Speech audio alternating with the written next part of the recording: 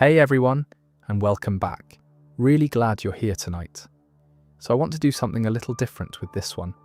Most Walking Dead lore videos, this channel included, spend the majority of their time in America. In Georgia, specifically. On farms, in prisons, in communities that rise and fall along a stretch of the eastern seaboard. And that makes sense, honestly, because that's where the main show lives. But over the last few years, as the spin-offs have spread outwards, France, Greenland, England, Spain, the franchise has been quietly building something that I don't think gets talked about enough. A genuinely global picture of how the wildfire outbreak actually played out. Not just in Atlanta or on Herschel's farm, but everywhere. Every corner of the world we know, and a few we've only glimpsed from a distance. And the thing about that global picture is that most of it is hidden. It doesn't announce itself. It lives in a dying man's tape recorder on an abandoned motorboat. It lives in an offhand line between two Scottish survivors in a dark tunnel somewhere in the English Channel. It lives in a flashback that lasts about 40 seconds and tells you, if you're paying attention, exactly what Paris looked like the night the world ended. The Walking Dead has always been a show that trusts its audience to connect the dots. The international lore is the most extreme version of that instinct, fragments scattered across 15 years of television waiting to be assembled. That's what we're doing tonight. We're going country by country. Every nation the franchise has shown us, every nation. It's mentioned in passing, every corner of the world where we have enough information to say, here's what happened, here's how they responded, and here's what was left when it was over. It's a lot of ground to cover. Which is sort of the point. If you haven't subscribed yet, by the way, now would be a lovely time. Completely free, and it genuinely helps more than you'd think. Right, that's enough of that. Before we get into the countries themselves, it helps to spend a bit of time with the virus.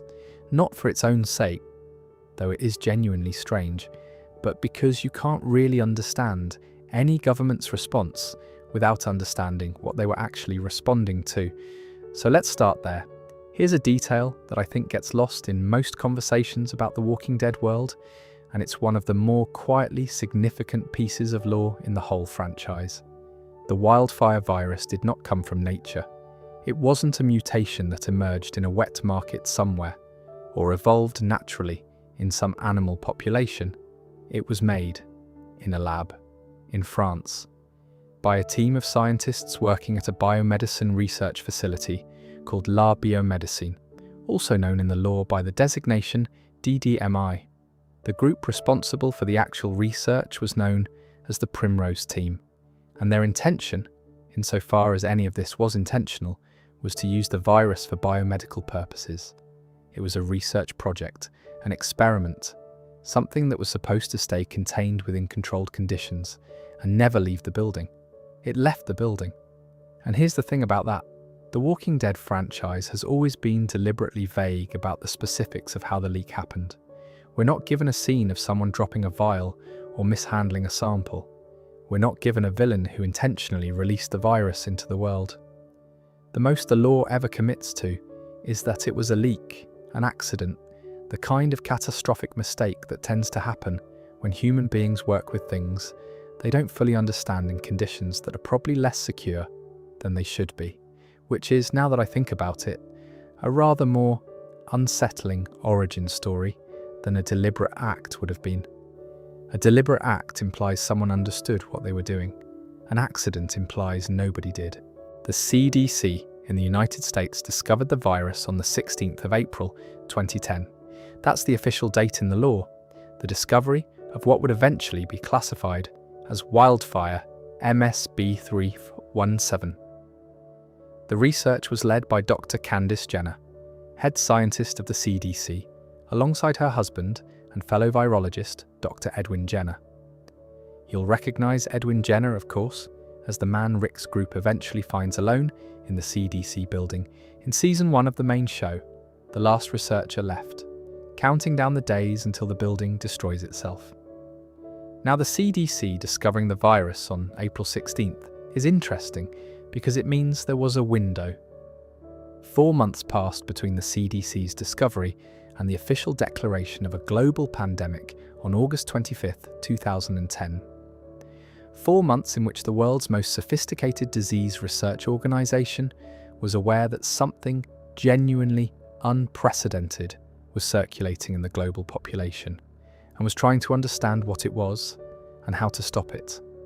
Now, what were they actually dealing with? The wildfire virus spreads through airborne particles. It is asymptomatic. You carry it, you pass it on. You never feel a thing. It is also, in its primary form, non-fatal. This is the detail that makes the whole thing so strange and so difficult to model as a conventional infectious disease. Wildfire doesn't kill you. What it does is something much more specific. Upon death, from any cause at all, with the single exception of traumatic brain injury, wildfire reactivates the hindbrain and resurrects the body into a zombie. An aggressive mobile vector for a secondary infection called necrosepsis, which is spread through bites, scratches, and other forms of direct contamination, and which is fatal. So the virus is essentially a two-stage system. Stage 1, airborne, invisible, universal infection of the living population. Stage 2, reanimation of the dead. The living carry it silently. The dead activate it.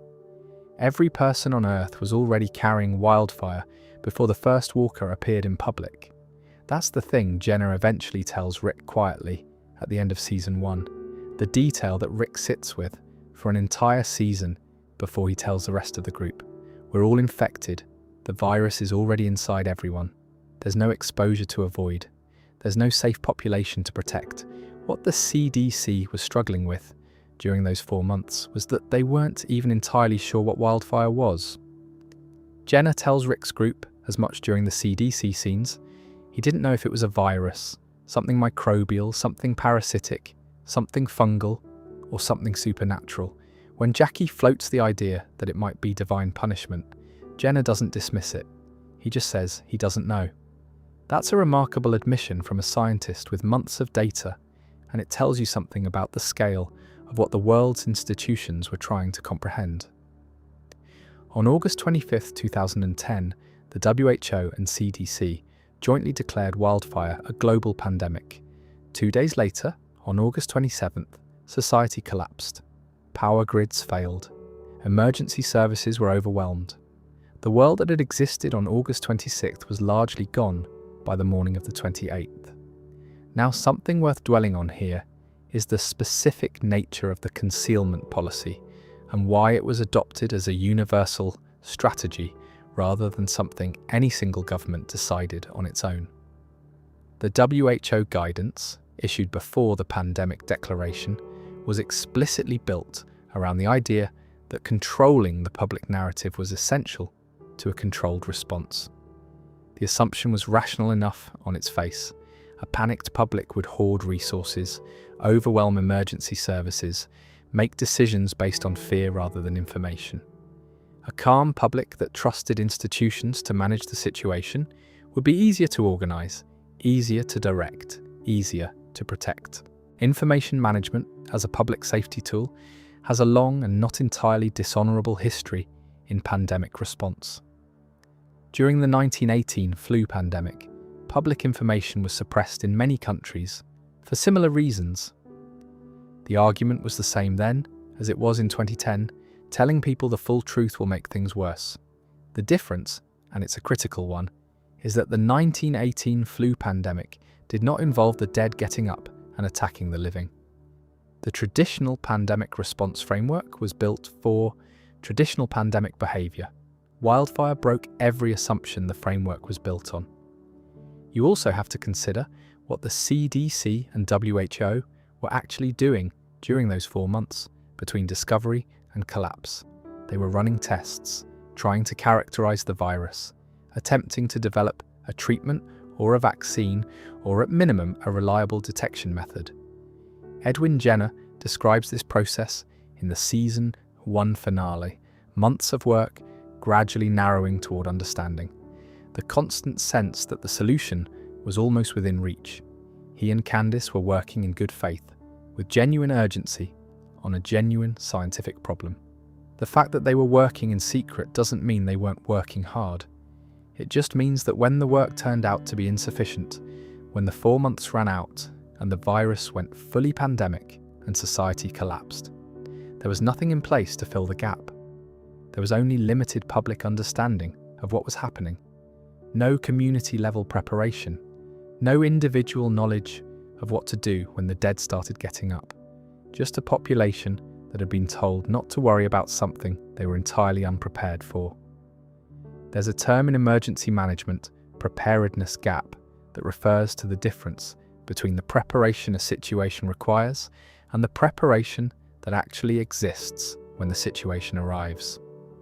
The wildfire collapse was the largest preparedness gap in human history, and the concealment policy, however well-intentioned, guaranteed that gap would exist. One more thing about the virus itself that's worth noting before we move on. The franchise has always been deliberately ambiguous about whether wildfire is natural, man-made, or something else entirely. Jenner says he doesn't know. The law points to the Primrose team and La Biomedicine as the origin, which would make it man-made in the sense that a laboratory environment created or altered it. But the franchise never closes the door entirely on the possibility that what the Primrose team was working with was something that existed in nature and was simply being studied rather than created. The ambiguity is intentional. It keeps the question of causation open in a way that prevents any simple assignment of blame, and it keeps the audience in roughly the same epistemic position as the survivors, knowing broadly what happened without having full certainty about why.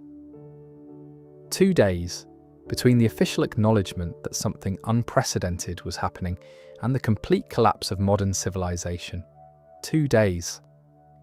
That number is worth sitting with for a moment, and it's really the key to understanding everything that happens in every country we're about to discuss. Because every national response to the wildfire outbreak, every martial law declaration, every evacuation plan, every safe zone, every contingency was built on the assumption that there would be more time than there was. That's not a criticism of any particular government. It's just the nature of what wildfire was, a thing that moved faster than the institutions designed to respond to it. Right, now let's get into the nations themselves. And since France is where the virus originated, that's where we'll start. There's a particular kind of weight that comes with being the place where something terrible started. France carries that in the Walking Dead universe, in a way that's never quite directly addressed but is always sort of present in the background of Daryl Dixon. Every ruined street in Paris, every abandoned village, every survivor community clinging to existence in the French countryside, all of it traces back to a lab and a team of scientists who were trying to do something useful and instead ended up ending the world. The franchise has been careful, I think deliberately careful, about not dwelling on this too much. The Primrose team and La Biomedicine are mentioned in the lore, but the show is more interested in what France looks like 12 years after the fact. And what France looks like by the time Daryl washes ashore is extraordinary in the truest sense of the word, outside of anything ordinary. Not a wasteland exactly, more like a country that has been re-inhabited by a completely different version of itself. But let's go back to the beginning. Let's go back to Monument Day. That's the name given to the start of the trials in France. The Walking Dead has always been good at the idea that different cultures would develop different names for the same catastrophe, and Monument Day is a good one. There's something almost formal about it, something that implies a before and an after, the day everything became a monument to what used to exist. Isabel's flashback in Daryl Dixon Season 1 is one of the best pieces of world building in any Walking Dead spin-off, and I'd argue it doesn't get talked about enough.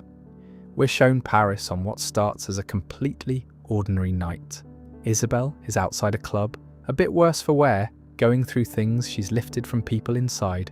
She's looking out over the city, the Eiffel Tower in the distance, lit up, normal, when the screaming starts. A man attacked near the metro, walkers in a subway tunnel, and then the streets themselves erupting into chaos. People running, cars swerving, the city coming apart in real time. Two things stand out about that sequence. The first is the speed of it. There is no slow build. It goes from a normal Paris night to complete pandemonium in minutes, which aligns with everything we know about the timeline. The collapse was genuinely sudden. One moment the city was functioning, the next it wasn't. The second thing is the Eiffel Tower. When Daryl's group arrives in Paris later in the series, they find the tower with its tip knocked off. The result, Flute tells them, of a military helicopter crashing into it at the start of the outbreak. That detail is doing a lot of work. The Eiffel Tower is probably the single most recognizable man-made structure in the world. It has stood through 2 world wars, through occupation, through every upheaval France has experienced for over a century. The trials knocked its tip off inside the first few days. There's a dark shorthand in that image that the show doesn't need to explain. The French government's response in those early hours seems to have followed the same pattern as every other government: keep the public calm, manage it through existing channels. There's a radio broadcast in one of the Season 1 flashbacks, coming through the car stereo as Isabelle drives with her sister. An announcer ordering people to stay home. No hoarding, no looting. The voice of a government that is still technically functioning, still believing that instructions are a thing that will help. It's quite poignant, actually, because by the time Isabelle hears it, Paris is already gone. Fast forward 12 years. What France became in the absence of a functioning government is complicated, messier than a simple collapse, and more interesting. Rather than a uniform, post-apocalyptic landscape, France has fractured into a series of very different communities, each one a different answer to the question of how you survive and what you preserve. The Power of the Living, led by a woman named Junet, operating out of Maison-Mère in Paris, is the most organised of these. She calls it the Sixth Republic. Her fighters, the guerriers, control significant portions of Paris and the surrounding areas. Her political philosophy is built on a specific narrative about the outbreak, that the elites caused this, that the powerful and the privileged unleashed the plague on the world through their greed and hubris, and that the survivors left behind are now reclaiming what was always theirs. It's worth sitting with that speech for a moment because it isn't entirely wrong. The virus did originate in a French government research facility. The concealment policy was made by governments and institutions that prioritized their own continuity over public trust. The argument that power caused this and must be dismantled is not a delusional one. It's a fairly coherent reading of the facts. What Junet does with that reading, the authoritarianism, the Walker experiments, the guerrillas kicking down doors, is a different matter. But the grievance underneath it is real. The counter to Junet's movement is the Union of Hope, a network of communities connected not by military force or ideology, but by shared belief that humanity is enduring a test from which it will eventually be delivered. They communicate by homing pigeon. They share radio frequencies. And at the centre of their hope, in Season 1, is a boy named Laurent. Laurent himself, when Daryl tells him that there are no more countries, counters with mathematics. He estimates France's current population, roughly 12 years into the outbreak, at fewer than 200,000 people, down from 67 million before the fall, 6 or 7 generations to repopulate. He says this in the tone one might use to discuss a maths problem. And then he says it greatly bothers him, which is somehow the most human thing in the scene. What survives in France beyond these two movements is smaller and in some ways more interesting. Fallot's community, living on a greenhouse rooftop in Paris. A group of children running a fortified preschool, led by a girl named Lou, who uses a specific prayer as a security vetting process. A musician in a theatre in Angers who has spent so many years alone with his records and his thoughts that he's built an orchestra from walkers tied to instruments, and seems to regard this as a perfectly reasonable thing to have done. No judgment there. We all cope differently. And then there's the Paris catacombs, which the franchise uses as a meeting point for the underground economy. Fallow mentions, when leading the group into the catacombs, that 6 million people who died in the Black Death are buried there. And then he says, America is an infant, but here we survived many apocalypses. We will survive this one too. There's something in that line I keep coming back to. It isn't triumph exactly, more like persistence.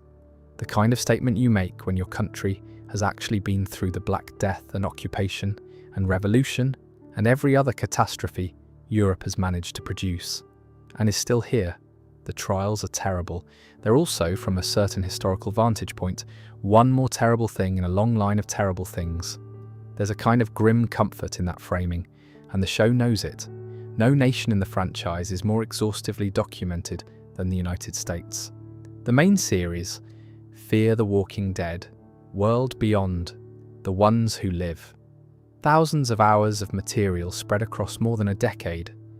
And yet the actual collapse of the United States as a functioning nation happens mostly in the gaps, in flashbacks, in things characters half remember, in a brief, terrible scene of a burning city seen from a highway.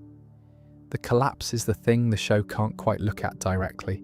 It always catches it from the corner of its eye. Start at the CDC, April 16th, 2010. Dr. Candace Jenner, head scientist, the person who would eventually become TS-19, the test subject whose brain scan Rick's group watches on the screen in Season 1, and her husband Edwin Jenner, virologist, are the researchers who identify Wildfire in the American system. The study is classified almost immediately. Only government officials, military personnel, law enforcement, and healthcare providers are fully informed of what the virus actually does.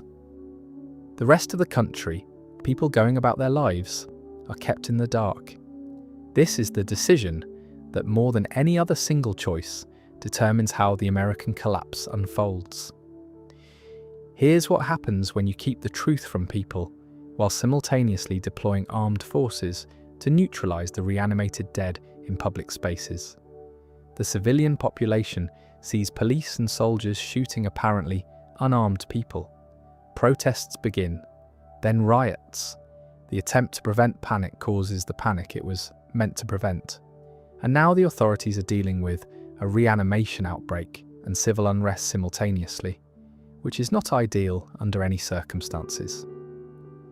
Morgan Jones describes the situation to Rick in the pilot with the particular clarity of someone who has had too much time to think about it. The government told people to go to Atlanta. There were refugee centres there, military protection, food. The broadcasts stopped before he could find out whether any of it was true. And that, the promise of safety followed by silence, is the emotional template for the entire American collapse. The institutions made promises they couldn't keep, and then they stopped being able to make any promises at all. August 27th, 2010. 2 days after the pandemic declaration. Society collapses. Power grids fail across the nation. Emergency services are completely overwhelmed.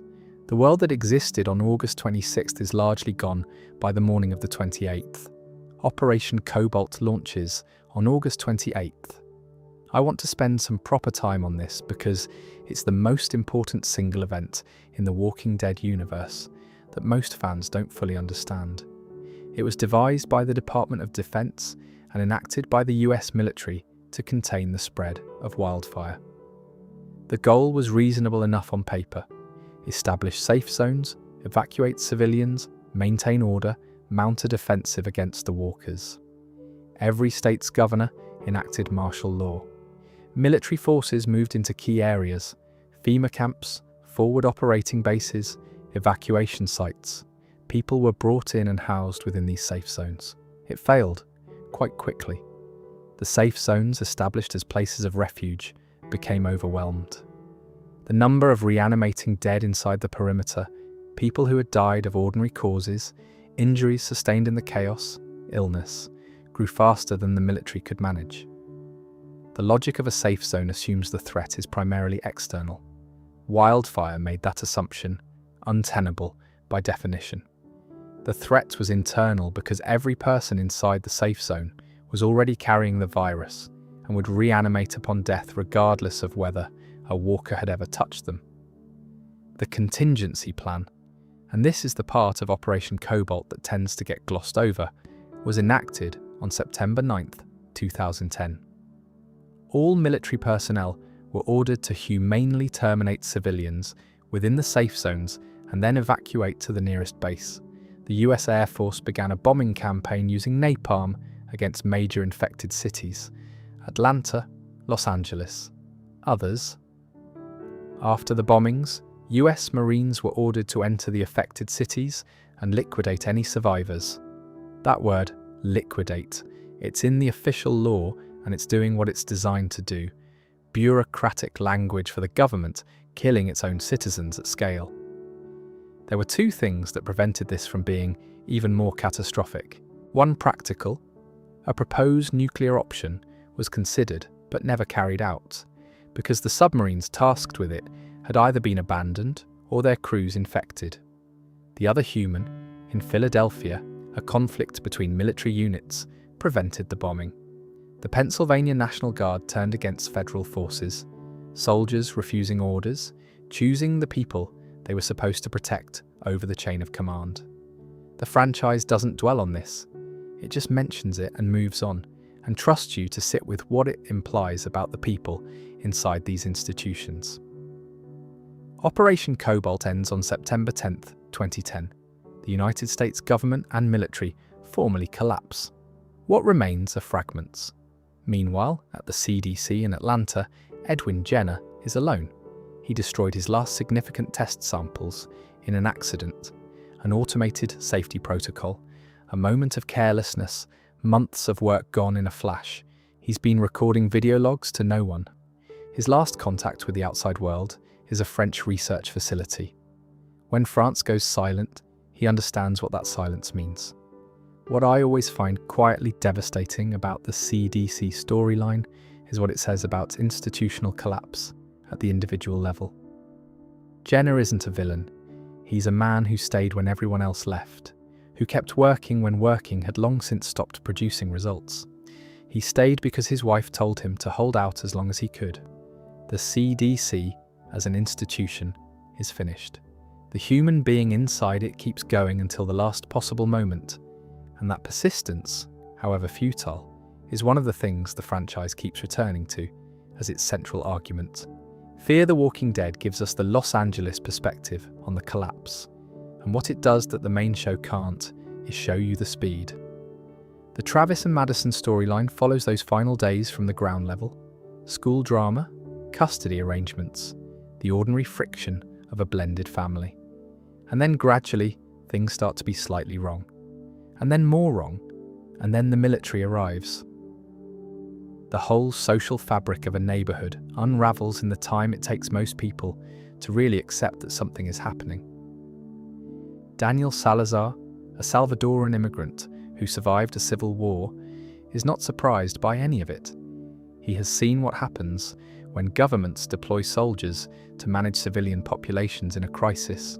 He knows how those situations tend to resolve. Shane and Laurie watch Atlanta burn from a highway.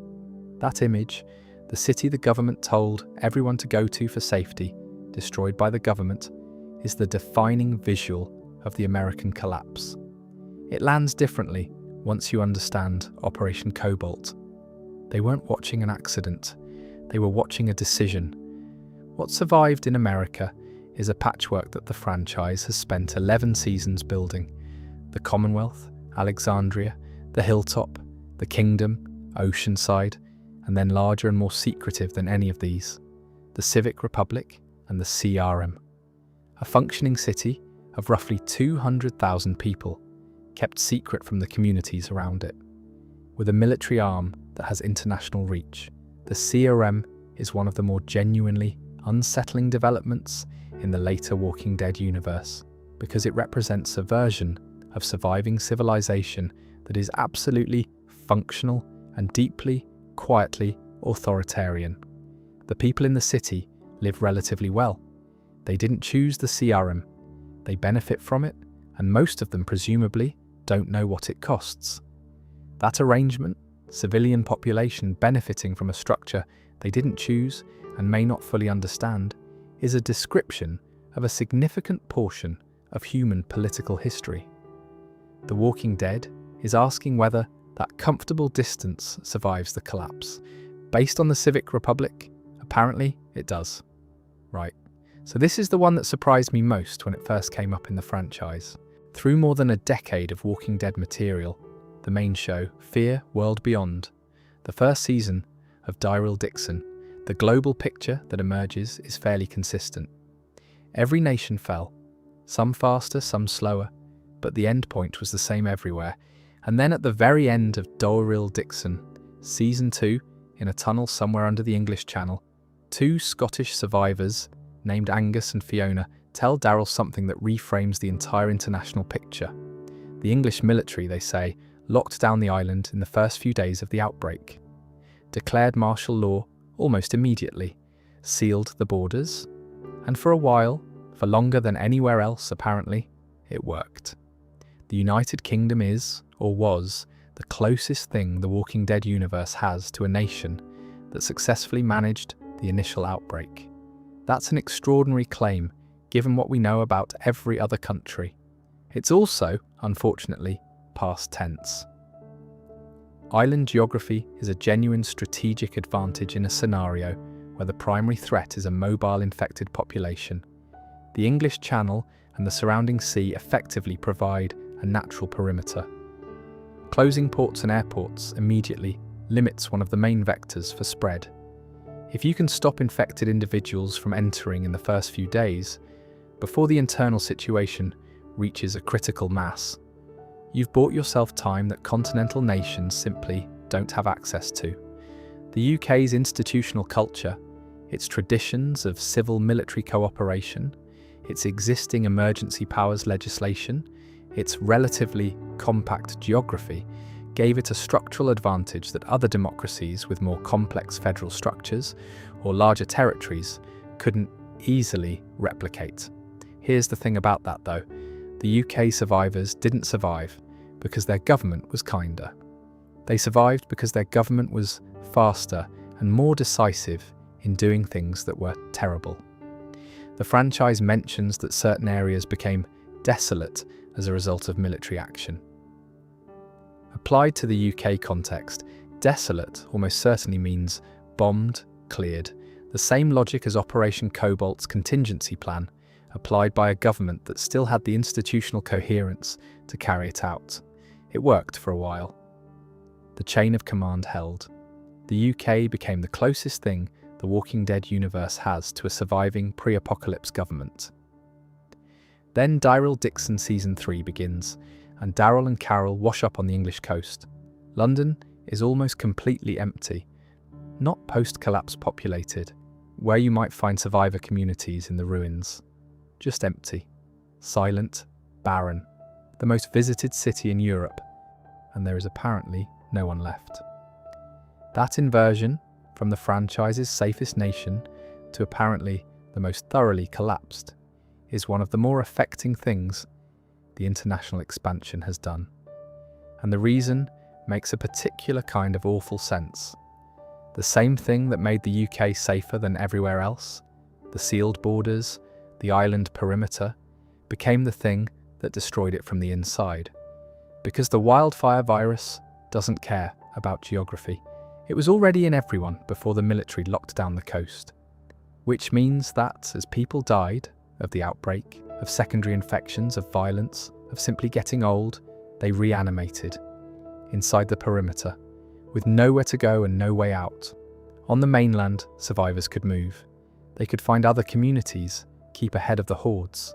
Britain sealed its border against an external threat, and then found the threat was already home. There's also a psychological dimension worth thinking about. A population that managed the initial outbreak would have known, from communications before those went dark, that everywhere outside their borders had collapsed. That there was nowhere to go if things went wrong inside. Living under that knowledge for months and then years, knowing that the rest of the world is gone and there is no external help available and never will be, produces a very specific kind of pressure. Military governance that works brilliantly in an initial emergency is exactly the kind of institution that becomes brittle over years of sustained crisis with no visible end. The decompression never happens. The mission never concludes. And internal conflicts that, in an open system, you'd resolve by movement and separation, become catastrophic in a closed one. The channel is worth a final mention here.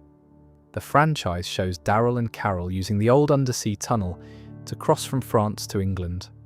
By that point, it's unlit, unmaintained, inhabited by walkers, and clearly unseen by a live human being in years. The infrastructure that once connected Britain to Europe has become the opposite of its purpose, a dark corridor full of the dead. And yet it's still passable. The connection between France and England, which the UK military locked down and later abandoned, persists in the abandoned structure underneath the water. Infrastructure outlasts the institutions that built it. Civilization seals its borders. The geography remains porous. Julian, one of the UK survivors we meet in the franchise, encountered on the shores of Spain, dies without us learning much about what the end of the UK looked like. One person, from a country that was, by all accounts, doing better than anywhere else, for years. Spain is the newest entry in the franchise's international tour, and as of Daryl Dixon Season 3, it's also the most complex picture of what happens when an existing power structure, not a new revolutionary movement, not a faith network, but an actual surviving piece of the old world's institutional order, tries to maintain itself in a post-collapse world. What we know about Spain's early response to the trials is pieced together from a few different sources. Jeff Grimes, a character from the one-shot comic The Walking Dead, the alien, was in Spain when the outbreak hit, and his story reveals the Spanish government's initial action as locking down all international transport and erecting a nationwide quarantine. The borders with France and Portugal were sealed. Routes out of the country were shut down. Jeff himself was stranded as a result, unable to leave, which is how he ends up in Spain during the events of the series rather than making his way home to America. There's something familiar about that response. It echoes the UK's island lockdown, though without the geographical advantage. Spain is not an island. It shares a land border with France to the north and Portugal to the west, and sealing a land border is a significantly different proposition than sealing a coastline. You can close a port. Closing a land border, in any meaningful sense, requires a level of military deployment and sustained perimeter management that most nations simply didn't have time to organise before the situation became uncontainable. What this tells us is that the Spanish government tried.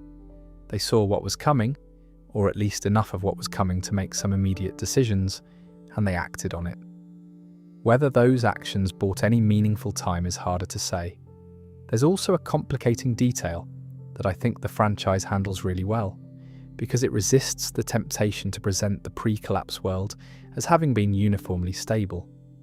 When the trials begin in Spain, in Barcelona specifically, the ETA, the Basque separatist organisation, detonates a car bomb in the city. A judge is killed, along with at least 5 other people. The outbreak doesn't arrive in a vacuum. Spain had pre-existing political tensions, pre-existing violence, pre-existing fractures in its social fabric. The wildfire crisis hits a country that is already, in some sense, dealing with other crises. The government is trying to contain a zombie outbreak while also responding to a terrorist attack in its second largest city. That's the actual texture of how catastrophes happen. They arrive on top of each other, not in orderly sequence. The early outbreak in Barcelona is explored through flashbacks in Season 3, and what those flashbacks show is consistent with what we've seen of the collapse in other countries. Rapid deterioration, communities fragmenting, individuals making survival decisions in real time without any reliable information. Antonio, a character whose present-day storyline intersects with Carol's is shown surviving those initial days, which gives us at least one human-scale perspective on what the Spanish collapse felt like from the ground. Fast forward roughly 12 to 15 years. When Daryl and Carol arrive in Spain, having washed up on the coast after leaving England, they find a country that is very much post-collapse, walker-infested, without functioning national infrastructure, but not entirely empty. Communities exist, people have built things. Spain fell, but it left more behind than the UK did, at least in terms of visible survivor presence. And at the centre of what survived in Spain is El Alcázar. El Alcázar is the franchise's most direct engagement with a specific question that's lurked in the background of the international expansion since Daryl Dixon. Season 1, what happens to the people who had the most resources when the world ended? The most money, the most security, the most access to fortified spaces and private infrastructure. Not governments exactly, but the class of people that governments were, in many countries, built to serve. What did the Spanish aristocracy do? The answer, apparently, is find a stronghold and recreate as much of the pre-collapse social order as possible within it. El Alcázar is a community of wealthy survivors, the Spanish royal family, and the nobility and the powerful, who have maintained something resembling their pre-apocalypse social positions by simply never fully conceding that those positions cease to apply. The King and Queen of Spain are still within the walls of El Alcázar, the King and Queen of Spain. There is a crown prince, there is a court of sorts, there are people performing specific social functions, some of them entirely against their will. The community structure at El Alcázar involves, among other things, women from outside settlements being brought in as potential wives for unmarried men inside the walls.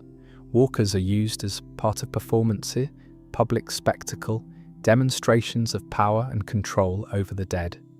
The whole thing is built on the premise that the old hierarchy is still legitimate, that the old world's rules still apply, and that the people who had power before the trials have the right to maintain that power now. It is not, to put it mildly, a universally popular arrangement among the people subject to it. What's interesting about El Alcázar as a piece of world building is what it says about the relationship between pre-collapse wealth and post-collapse survival. The Spanish royal family survived in part because they had access to a physical fortification, a stronghold, that most people simply didn't. That's not luck exactly. It's the long-term advantage of having accumulated the kind of resources and infrastructure that survive catastrophes.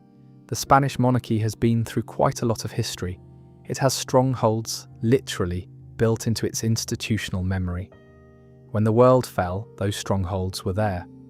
But survivability and legitimacy are not the same thing, and the franchise is clear-eyed about this. Surviving in a fortified compound and ruling a nation are two completely different claims, and the latter requires the consent of the people you're claiming to rule. El Alcázar has the trappings of the former while asserting the latter, and the people outside its walls are under no obligation to honour that assertion. The fall of El Alcázar, which happens in Season 3's finale, involves Daryl infiltrating the stronghold through a performance event, freeing a group of walkers that were being used as part of the spectacle, and causing enough chaos that the royal family is bitten and killed in the resulting pandemonium. The king, the queen, the crown prince, gone. Daryl didn't directly kill any of them. The walkers they were using as props did that, but the logic of the sequence is clear enough. The people who survived by controlling the dead are ultimately destroyed by the dead they were controlling. There's a certain narrative neatness to that. What remains in Spain after El Alcázar falls is the refugee community that existed in its shadow. People who survived without hierarchy, without the performance of old world power, without pretending that the rules that applied before the trials still apply now. Whether they have the resources and organisation to build something lasting is a question Season 3 sets up rather than answers. But they're there. They're alive, and the Spanish monarchy, which lasted for over 5 centuries in various forms, ended in a burning Barcelona courtyard because someone let the walkers loose at the wrong moment. Right, now let's talk about Greenland for a moment, because Greenland is doing something quite specific in the Daryl Dixon universe, and I think it earns a proper bit of attention. Greenland is the world's largest island, and by a significant margin, the most sparsely populated country on Earth relative to its size. Before the trials, the population was somewhere around 56,000 people spread across an island roughly 3 times the size of Texas. Most of that population is concentrated in a handful of coastal towns. The interior of the island, roughly 80% of its landmass, is covered by an ice sheet. It is, by almost any measure, one of the most remote and least populated places on the planet. If anywhere was going to survive the global collapse, you might reasonably think somewhere. This remote, this sparsely populated, this physically separated from the dense human networks that carry disease efficiently, somewhere like this might have a fighting chance. Carol's storyline in Daryl Dixon's Season 2 takes her to Greenland, and what she finds there is Yoon and Hannah, 2 people, PhD students who came to a research station to study glacier melt for their doctoral dissertations. They were only supposed to be there for 3 months. The world ended while they were there. That's it, by the way. That is the full visible survivor count for Greenland in the Walking Dead universe, as of the most recent seasons. A country of 56,000 reduced to, at minimum, 2 people we know about. Presumably more exist somewhere, but the franchise hasn't shown them. In a research station, cooking reindeer over a fire and calling walkers Tupilag after an old Inuit myth about a flesh-eating beast conjured to take revenge on its enemies. The Tupilag detail is one of those small touches that I find disproportionately affecting. Hannah and Yoon are climate scientists. They've spent years thinking about the world in terms of data, measurements, projections, models, and yet the framework they reach for when talking about The Walking Dead is a mythological one, a story their adopted cultural environment has for a particular kind of threat. There's something truthful in that. When the frameworks you were trained in stop being adequate, you reach for older ones. Hannah's read on the outbreak, when she shares it with Carol over dinner, is the most ecologically philosophical take on the trials that the franchise offers. She doesn't call it a tragedy. She calls it the world healing itself. One species, in her framing, devoured everything. Other species, the planet's resources, its own future, driven by what she calls a bottomless appetite. And then the world produced something that pushed back. Never screw with somebody's mother, she says.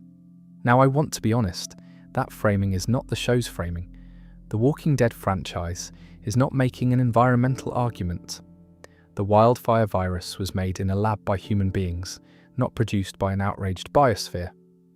Hannah's perspective is a character perspective, shaped by her specific background and the years she spent in one of the most climate-affected regions on Earth. But it's a perspective the show presents without dismissing, and it adds a layer to the international picture that the other national storylines don't quite provide.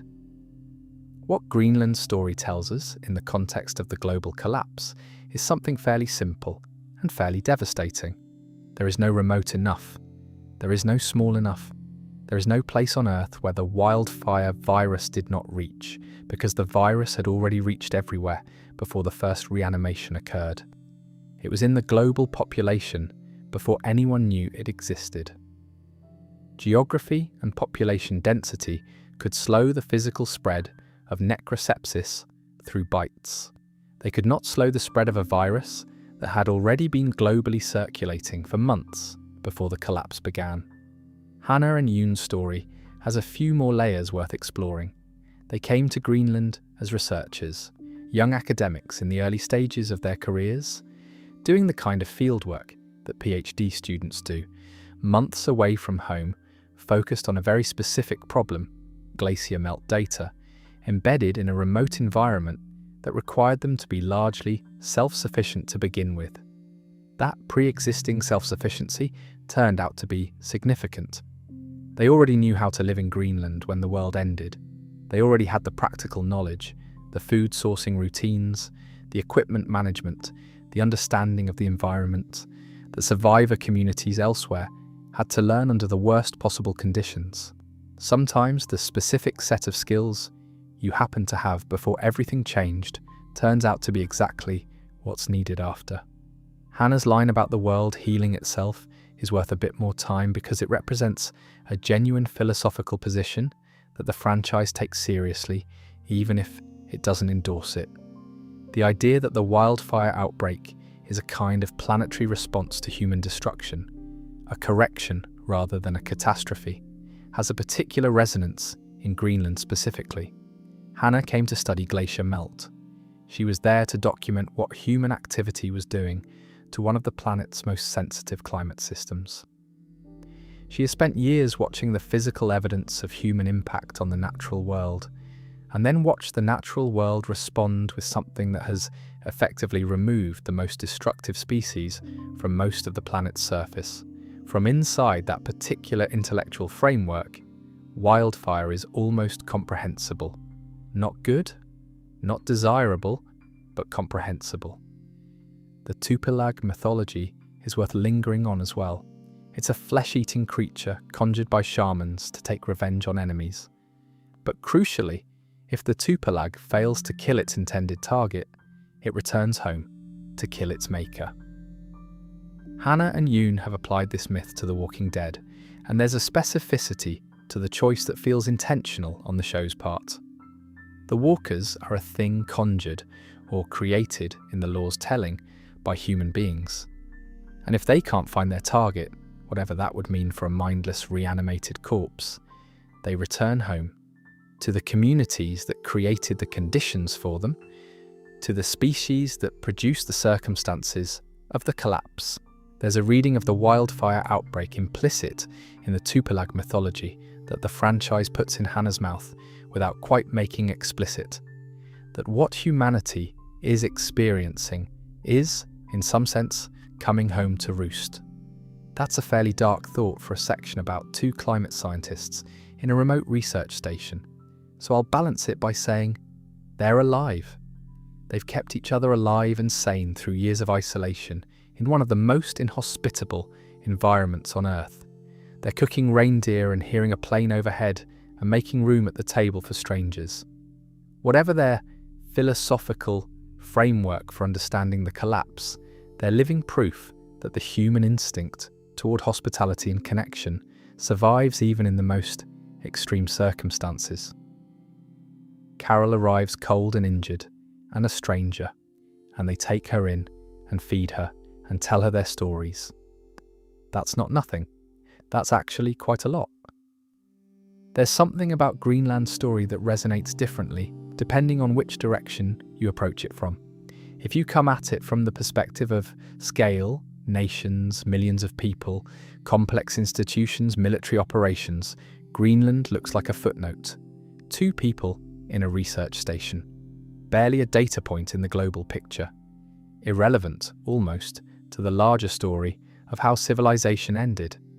But if you come at it from the other direction, from the perspective of what it means for two individual human beings to keep going in a situation of this kind, Greenland is one of the more remarkable stories in the franchise. Yoon and Hannah came to Greenland to study glacier melt. Their whole framework for understanding the world was scientific, data-oriented, concerned with the long-term trajectory of environmental change. And then the world changed in a way that their scientific framework could not have predicted and could not easily accommodate. They adapted. They found a different framework, the Tupilag mythology of the culture they were embedded in, that helped them make sense of what was happening around them. They took care of each other. They stayed. Years of this, years of a life that was comprehensively different from anything they had studied for or planned for or imagined wanting. And yet they're still there, still curious about the world.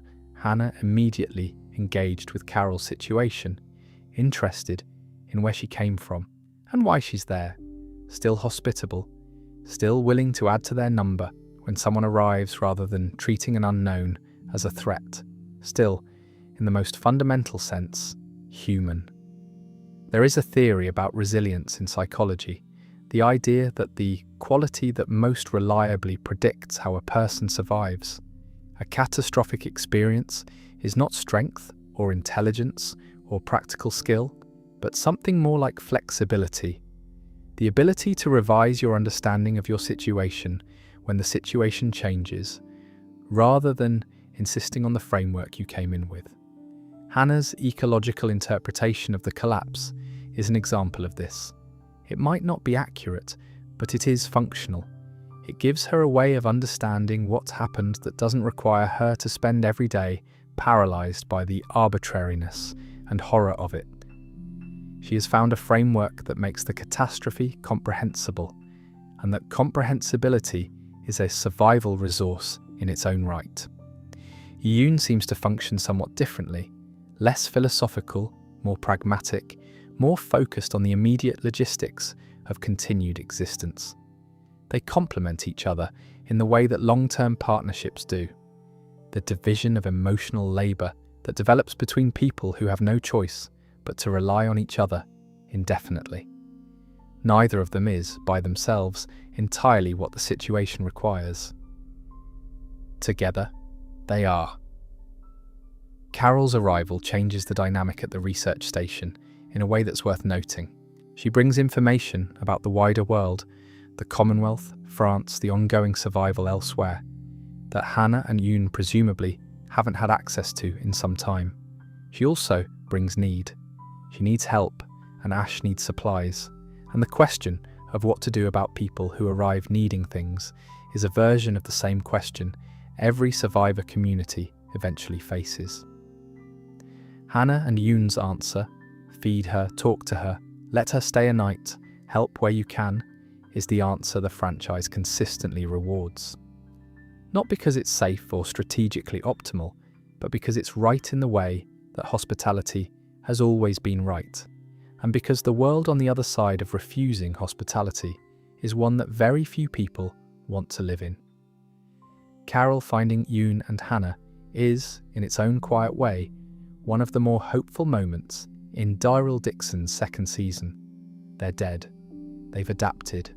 They've made something workable from an impossible situation, without hierarchy, without resources beyond what the research station and the surrounding environment provide. Two people keeping each other company and alive in one of the most isolated places on Earth for years. There's a version of that story that reads as desolation. The version the show tells reads more like proof of something. Canada gets very little direct attention in the Walking Dead franchise, and in some ways that's the most accurate thing the show could do with it. The law is explicit. Operation Cobalt launched simultaneously in the United States and Canada on August 28, 2010. The two countries' military and governmental responses ended up looking very similar. Similar operations, overlapping timelines, and comparable outcomes. When the United States government and military collapsed on September 10th, Canada collapsed alongside it. This makes sense when you think about it from an infrastructure perspective. The US-Canada border is the longest undefended international border in the world. The two countries share power grids, supply chains, military agreements, and, crucially, everything that follows from those shared systems. When the power grids failed across North America, they failed across North America. When the military's chain of command fractured, it fractured primarily on the US side of a border that had, in practice, already ceased to exist. There's no separate Canadian story in the franchise, because there was no separate Canadian trajectory. The country was, from an operational collapse perspective, functionally part of the same system that was failing. This isn't a criticism of Canada's institutions or its government's response. It's a consequence of how deeply integrated the two countries were, in every sense that matters for a scenario like this. What little we can infer about Canada in the years following the collapse mostly comes from the edges of the American narrative. Survivor communities, in in the northern United States presumably have some relationship with what's happening on the other side of a border that no longer has any formal meaning. Whether there are Canadian communities that have built something in the years since the collapse, and there almost certainly are because people survive, the franchise hasn't yet shown us. The Mexico and broader Latin America question is worth spending a moment on, even though the franchise has barely touched it, because the geography and demographics of the Americas below the US border create a different set of conditions than anything we've looked at so far.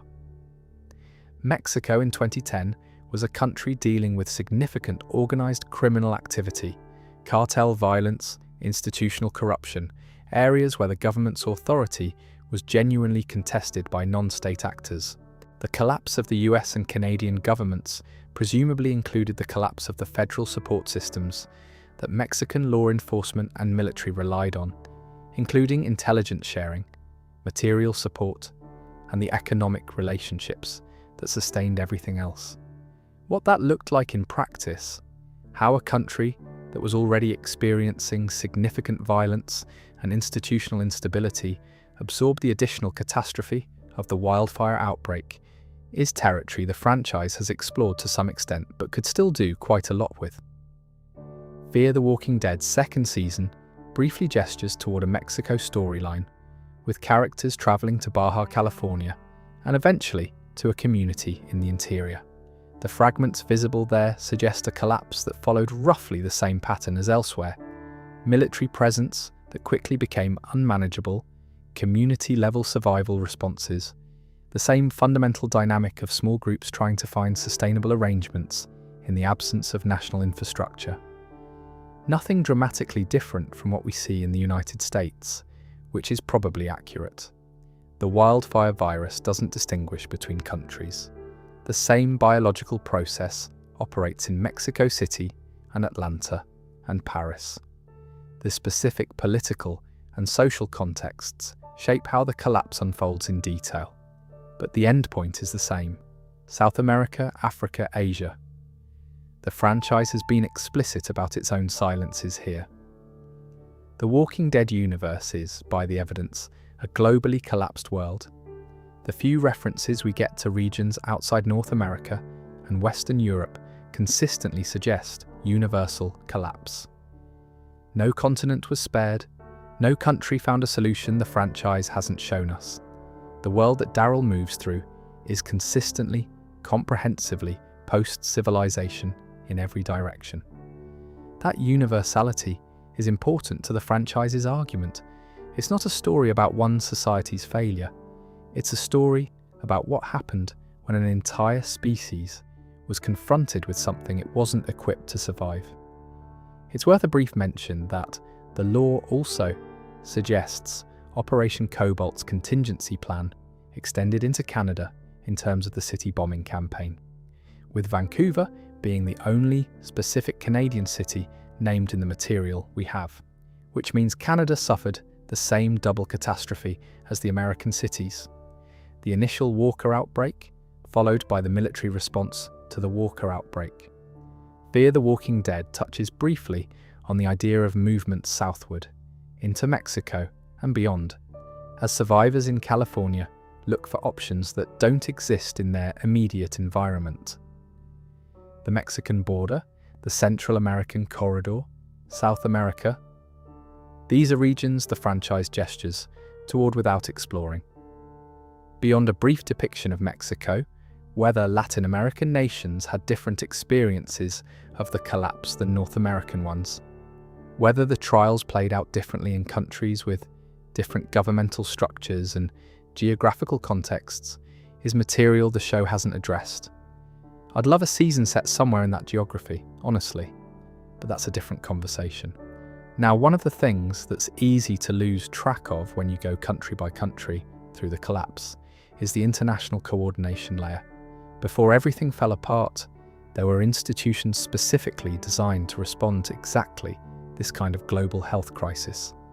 The World Health Organization, the Center for Disease Control, international research partnerships, emergency response frameworks developed over decades precisely because humans had experienced pandemics before, and wanted to be better prepared for the next one.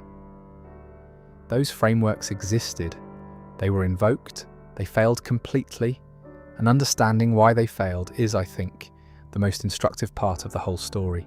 The WHO's emergency plan, issued after the pandemic declaration, was focused, in essence, on stricter post-mortem handling and supervised morgues. Every government that received the guidance was directed to establish protocols for handling the dead safely and quickly, which I grant you is entirely sensible advice for preventing the spread of a conventional infectious disease. The problem was that this wasn't a conventional infectious disease, and by the time governments understood what reanimation actually meant in operational terms, the disposal-focused guidance was completely irrelevant. Worth pausing on that. The most sophisticated international health infrastructure in the world, after roughly 4 months to study the problem, produced guidance primarily about funeral procedures. To be fair, and I want to be fair, because this is genuinely not a story about incompetent institutions failing through stupidity. The WHO's guidance was based on the best available understanding of the threat at the time. The problem was that the understanding was wrong in a fundamental way. The guidance assumed the primary danger was the virus in its living carrier form, spreading through airborne transmission. It treated reanimation as a secondary complication, a hazard to manage through proper corpse disposal, rather than as the central mechanism by which the outbreak would actually destroy civilization. By the time governments understood what reanimation actually meant in practice, that the dead didn't just create a biohazard, they got up and started attacking people, and that every person who died for any reason whatsoever would join that population. The disposal-focused guidance was completely irrelevant. You can't contain an outbreak through better funeral procedures when the funeral home is walking around eating people.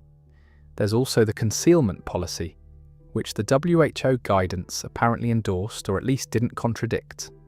Keep it quiet. Manage the narrative. Prevent panic.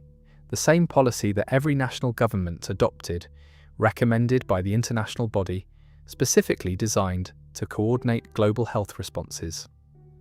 The thinking, presumably, was that a coordinated, controlled response would be more effective than a panicked public response, which is true abstractly if the coordinated, controlled response actually works.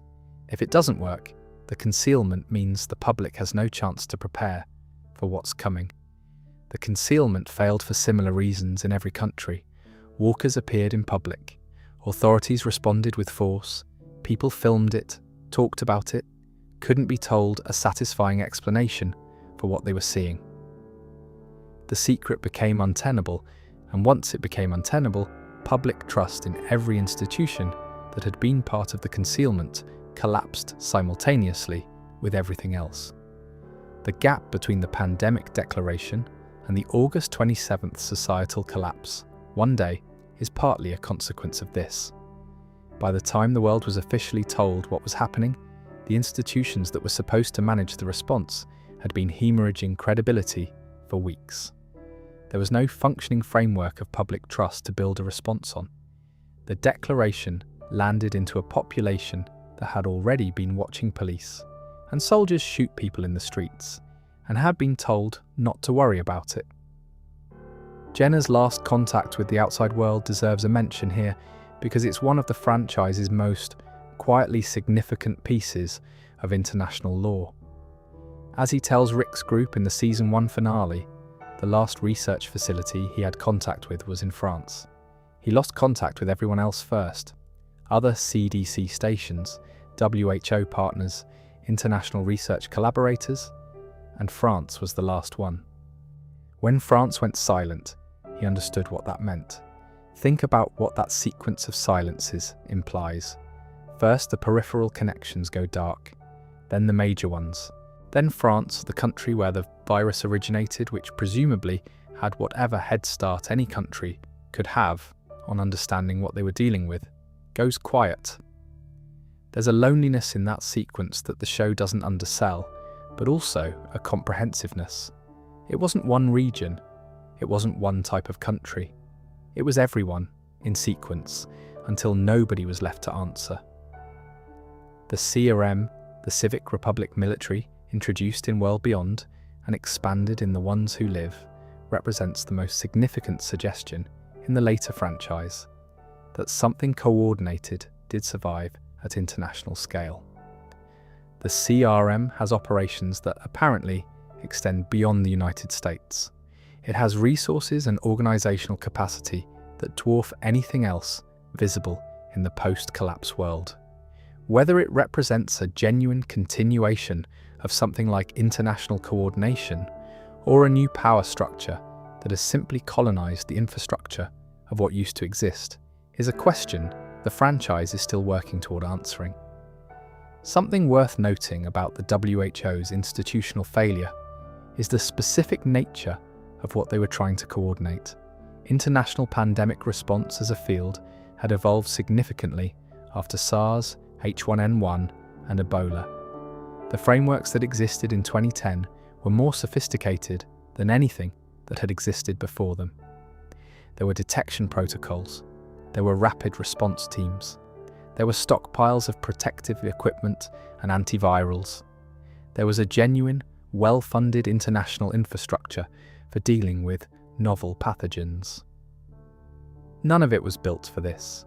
All of it was built on the assumption that a pathogen would kill some percentage of the people it infected, that the dead would stay dead, and that the surviving infrastructure could manage the affected population through conventional public health methods. Remove those assumptions, make death itself the mechanism of continued spread, make every corpse a new vector, and you've invalidated the entire framework simultaneously. The WHO didn't fail to respond appropriately to what they understood. They understood something that was completely different from what was actually happening. There's also a question about what the international scientific community might have produced if it had more time.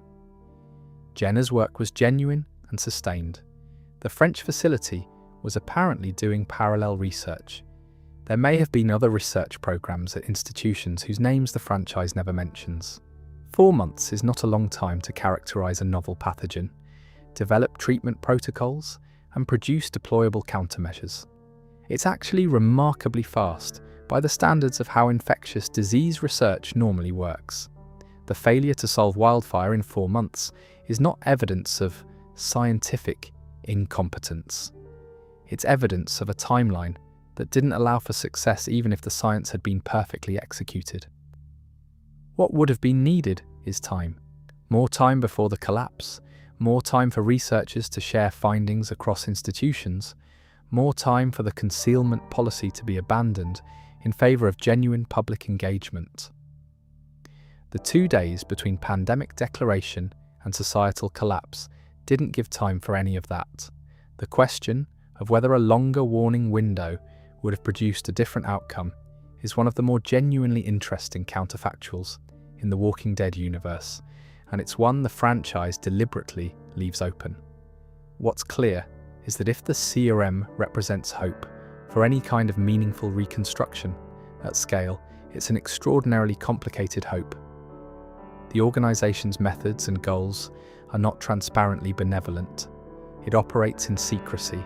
It makes decisions about communities and populations in ways that are not subject to anything resembling democratic accountability. The international coordination that survives the collapse, if the CRM is what passes for that, is coordination of a very particular and not entirely comforting kind. Most of this video has been spent on the countries the franchise actually visits: France, the United States, the United Kingdom, Spain, Greenland. But if you step back from those and look at the wider picture, it becomes obvious that we're only seeing a small corner of something much, much larger. The Walking Dead universe contains, or contained, every country on Earth. Every nation on every continent went through some version of what we've been describing. We just haven't seen most of them. What I want to do in this section is spend some time with the fragments, the incidental details, the background references, the glimpses of a wider world that the franchise drops without ever fully developing. Because taken together, they paint a picture that's worth assembling, even if it's never going to be complete. Start with the boat owner's tape recorder. In the very first episode of Daryl Dixon Season 1, Daryl finds a motorboat on a beach in France, clearly abandoned for some time. Inside there's a tape recorder containing the logs of the family who owned the boat. A man, his wife, his daughter Holly. They spent 19 months at sea after the outbreak, looking for somewhere that worked. He mentions Spain. No good apparently, though he doesn't say why. He's heading for Marseille next, the south of France, in the hope that things are better there. His wife died at sea of a heart attack at some point during the voyage. Holly won't stop crying. She wants her mother back, wants to go home, wants things to be the way they were. 19 months, and in that time, this family found nowhere they could stay. That's not just a character detail. That's a data point about what the Western Mediterranean looked like roughly a year and a half after the collapse.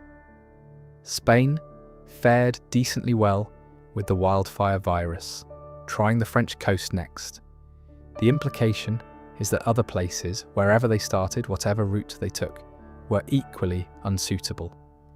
That long at sea with a grieving child is not a choice anyone makes if there's a reasonable alternative. There's also the CB radio that Isabel uses at the Abbey in Daryl Dixon Season 1. She mentions she'd managed to reach a Spaniard who spoke a bit of English a few months earlier. That's it. One person across the whole radio spectrum. One voice answering occasionally in another language. Just enough overlap to confirm someone else was still out there. The existence of that contact is actually more hopeful than it might sound.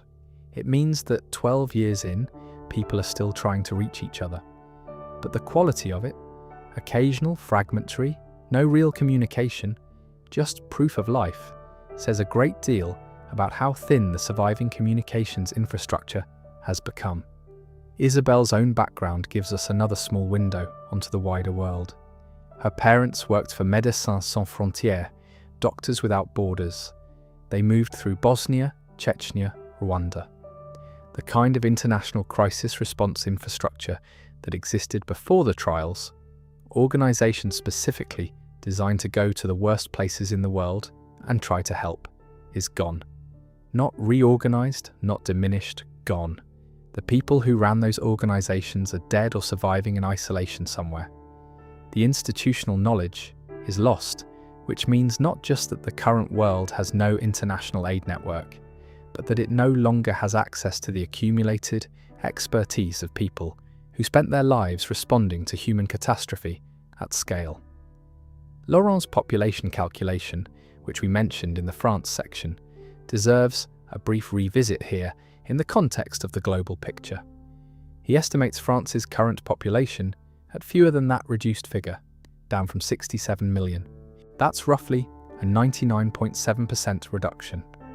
Now, I'm not going to apply that number directly to the global population, partly because Laurent is making an estimate about one specific country, and partly because different regions almost certainly have different survival rates depending on density, geography, and a dozen other factors.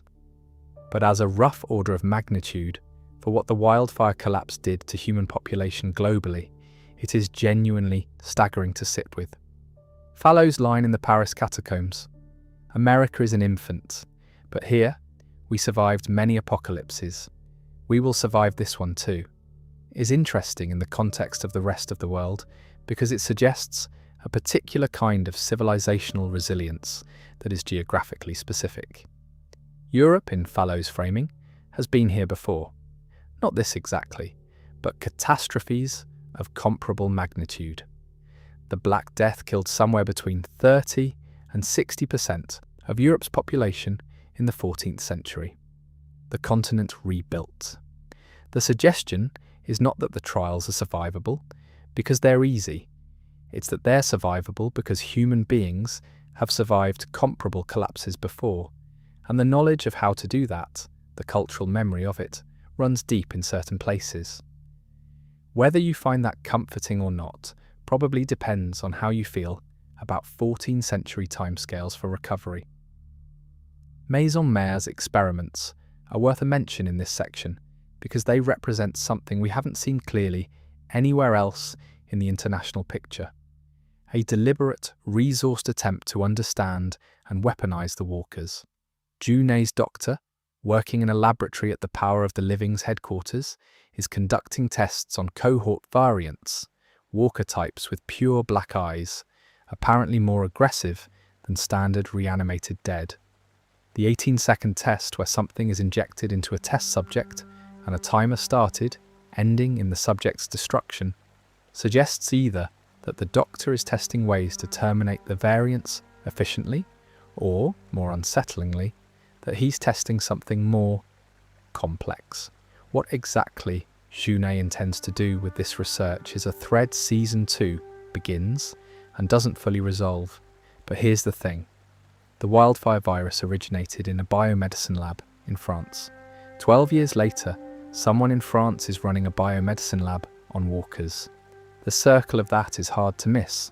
Junet's political movement was built in part on the narrative that powerful people in laboratories caused this catastrophe. And her organisation is running a laboratory studying the catastrophe. The franchise doesn't hammer this irony in. It just leaves it there, visible, for anyone paying attention. The question of what the world's communications landscape looked like in the years immediately following the collapse is worth exploring a bit more, because it shapes what any of the national stories in this video could actually have looked like in practice. In 2010, the global communication infrastructure was heavily dependent on electrical grids, server farms, satellite operations, and undersea cable networks, all of which required continuous human maintenance and fuel supply chains to operate. When those supply chains broke down, the communications infrastructure began degrading almost immediately. The process wasn't instantaneous. Satellites kept orbiting on their own power, emergency broadcasts could run on backup generators for some period, radio transmissions worked as long as transmitters had power. But the progressive failure of the global communication infrastructure meant that the international picture went dark relatively quickly. Countries stopped being able to report their status. Research facilities stopped being able to share findings. The silence Jenna was listening to wasn't just the silence of institutions that had collapsed. It was also the silence of a communication infrastructure that had degraded to the point where even functioning survivors couldn't easily reach each other across national boundaries. This is part of why the homing pigeons of the Union of Hope are not a joke. In a world where satellite communication is unavailable, where radio networks are fragmentary and range limited, where the internet is gone and telephony is gone, and even most of the radio spectrum is dark, a biological communication system that requires no power infrastructure and can navigate reliably across hundreds of kilometers is actually a sophisticated solution.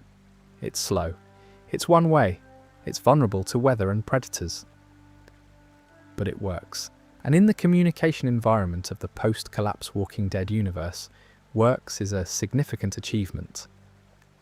The conductor in Angers, the musician who has built an orchestra from walkers, is a fascinating edge case for what happens to human beings who survive the collapse alone, without community, for extended periods. He hasn't built a community, and he hasn't been integrated into an existing one.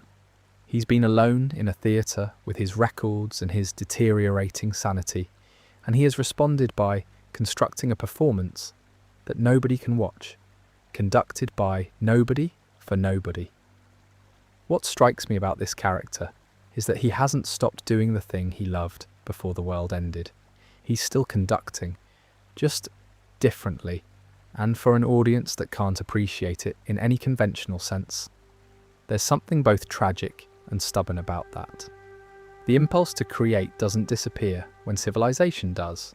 It just finds different forms. The resistance members and community members Daryl encounters in France, Fallot, Emile, Sonia, the others, represent something that the American stories don't quite have an equivalent for. A survivor community built explicitly around cultural memory. Fallu recites the names of famous people buried in Père Lachaise. Isabelle and Sylvie point out the Pantheon and the ruins of Notre Dame. Laurent knows how many rivets are in the Eiffel Tower and which famous writers are buried where. The Paris survivor communities are explicitly in conversation with French history in a way that feels specific to a culture that has always placed particular value on its own cultural heritage. Preserving the memory of what Paris was seems to be part of how these communities understand their own survival. Not just keeping people alive, but keeping the knowledge of what was worth surviving for. That's quite different from what we see in most American survivor communities, which tend to be more pragmatically focused on immediate function. Crops, walls, defense, resource gathering. The cultural memory dimension of the French communities is subtle but consistent, and I think it reflects something accurate about the kinds of institutional and cultural resources different societies bring to catastrophe. France has a very long and self-aware cultural history. That history turns out to be a resource of a specific kind when everything else collapses. It gives survivors something to be the continuation of, rather than just survivors of. One final fragment from the wider world that I want to mention. The boat owner, again. He spent that long at sea with his daughter after losing his wife. He was heading for Marseille after Spain didn't work out. We don't know what happened to him.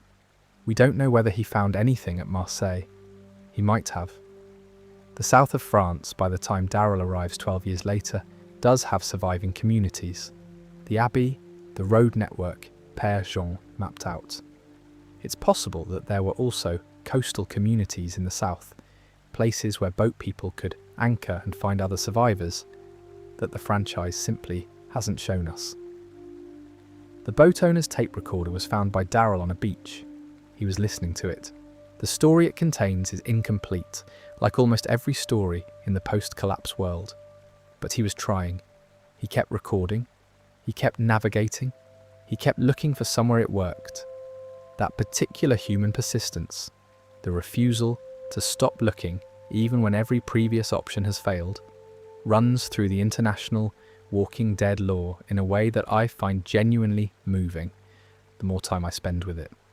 The question of what the world's communications landscape looked like in the years immediately following the collapse shapes what any of the national stories could actually have looked like in practice. In 2010, global communication infrastructure was heavily dependent on electrical grids, server farms, satellite operations, and undersea cable networks, all requiring continuous human maintenance and fuel supply chains. When those supply chains broke down, communications began degrading almost immediately. Satellites kept orbiting on their own power. Emergency broadcasts could run on backup generators for some period. Radio transmissions worked as long as transmitters had power. But the progressive failure of the global communication infrastructure meant the international picture went dark relatively quickly. Countries stopped being able to report their status. Research facilities stopped being able to share findings. The silence Jenna was listening to wasn't just the silence of institutions that had collapsed. It was also the silence of a communication infrastructure that had degraded to the point where even functioning survivors couldn't easily reach each other across national boundaries. This is part of why the homing pigeons of the Union of Hope are not a joke. In a world where satellite communication is unavailable, where radio networks are fragmentary and range limited, where the internet and telephony are both gone, a biological communication system that requires no power infrastructure and can navigate reliably across hundreds of kilometers is genuinely sophisticated. It's slow, it's one way, it's vulnerable to weather and predators, but it works. And in the communication environment of the post-collapse Walking Dead universe, that is a significant achievement. The conductor in anger, the musician who has built an orchestra from walkers, is a fascinating edge case for what happens to human beings who survive the collapse alone, without community, for extended periods. He hasn't built a community. He's been alone in a theatre with his records and his deteriorating sanity, and he has responded by constructing a performance that nobody can watch. What strikes me about this character is that he hasn't stopped doing the thing he loved before the world ended. He's still conducting, just differently, and for an audience that can't appreciate it in any conventional sense, there's something both tragic and stubborn in that. The impulse to create doesn't disappear when civilization does, it just finds different forms. The Paris survivor communities Daryl encounters, Falu, Emile, Sonia, the others, represent something the American stories don't quite have an equivalent for. A community built explicitly around cultural memory. Falu recites the names of famous people buried in Père Lachaise. Isabelle and Sylvie point out the Panthéon and the ruins of Notre Dame. Laurent knows how many rivets are in the Eiffel Tower and which famous writers are buried where. These communities are in active conversation with French history in a way that feels specific to a culture that has always placed particular value on its own heritage. Preserving the memory of what Paris was seems to be part of how these communities understand their own survival, not just keeping people alive, but keeping the knowledge of what was worth surviving for. That's quite different from most American survivor communities in the main show, which tend to be more pragmatically focused on immediate function: crops, walls, defense, resource gathering. The cultural memory dimension of the French communities is subtle but consistent. It reflects something accurate about the kinds of institutional and cultural resources different societies bring to catastrophe. France has a very long and self-aware cultural history.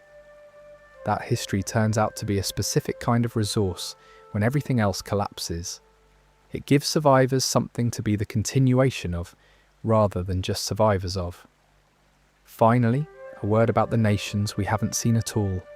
Asia, South America, Africa, the Middle East, Oceania. Hundreds of countries, billions of people. Every one of them carrying the wildfire virus before the collapse.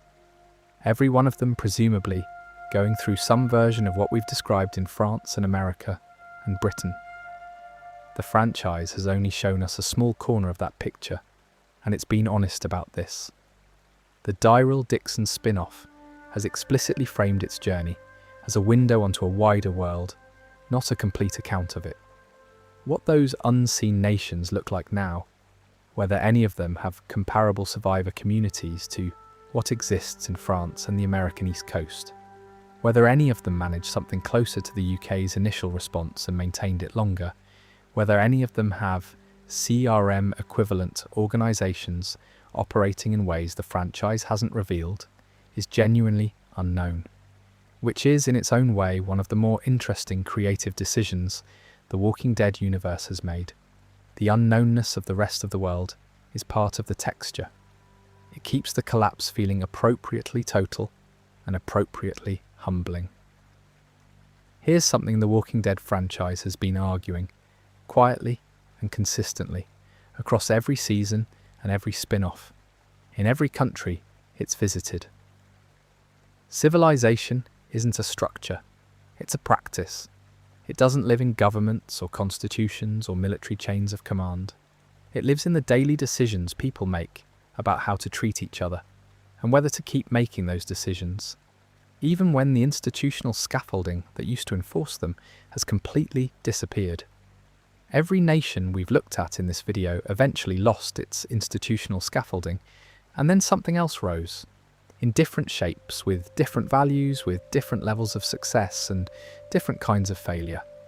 Looking at those replacements together across France, the United States, the United Kingdom, Spain, Greenland, you start to see a pattern that I think is the actual argument the franchise is making about what human beings are when you strip away the structures built around them.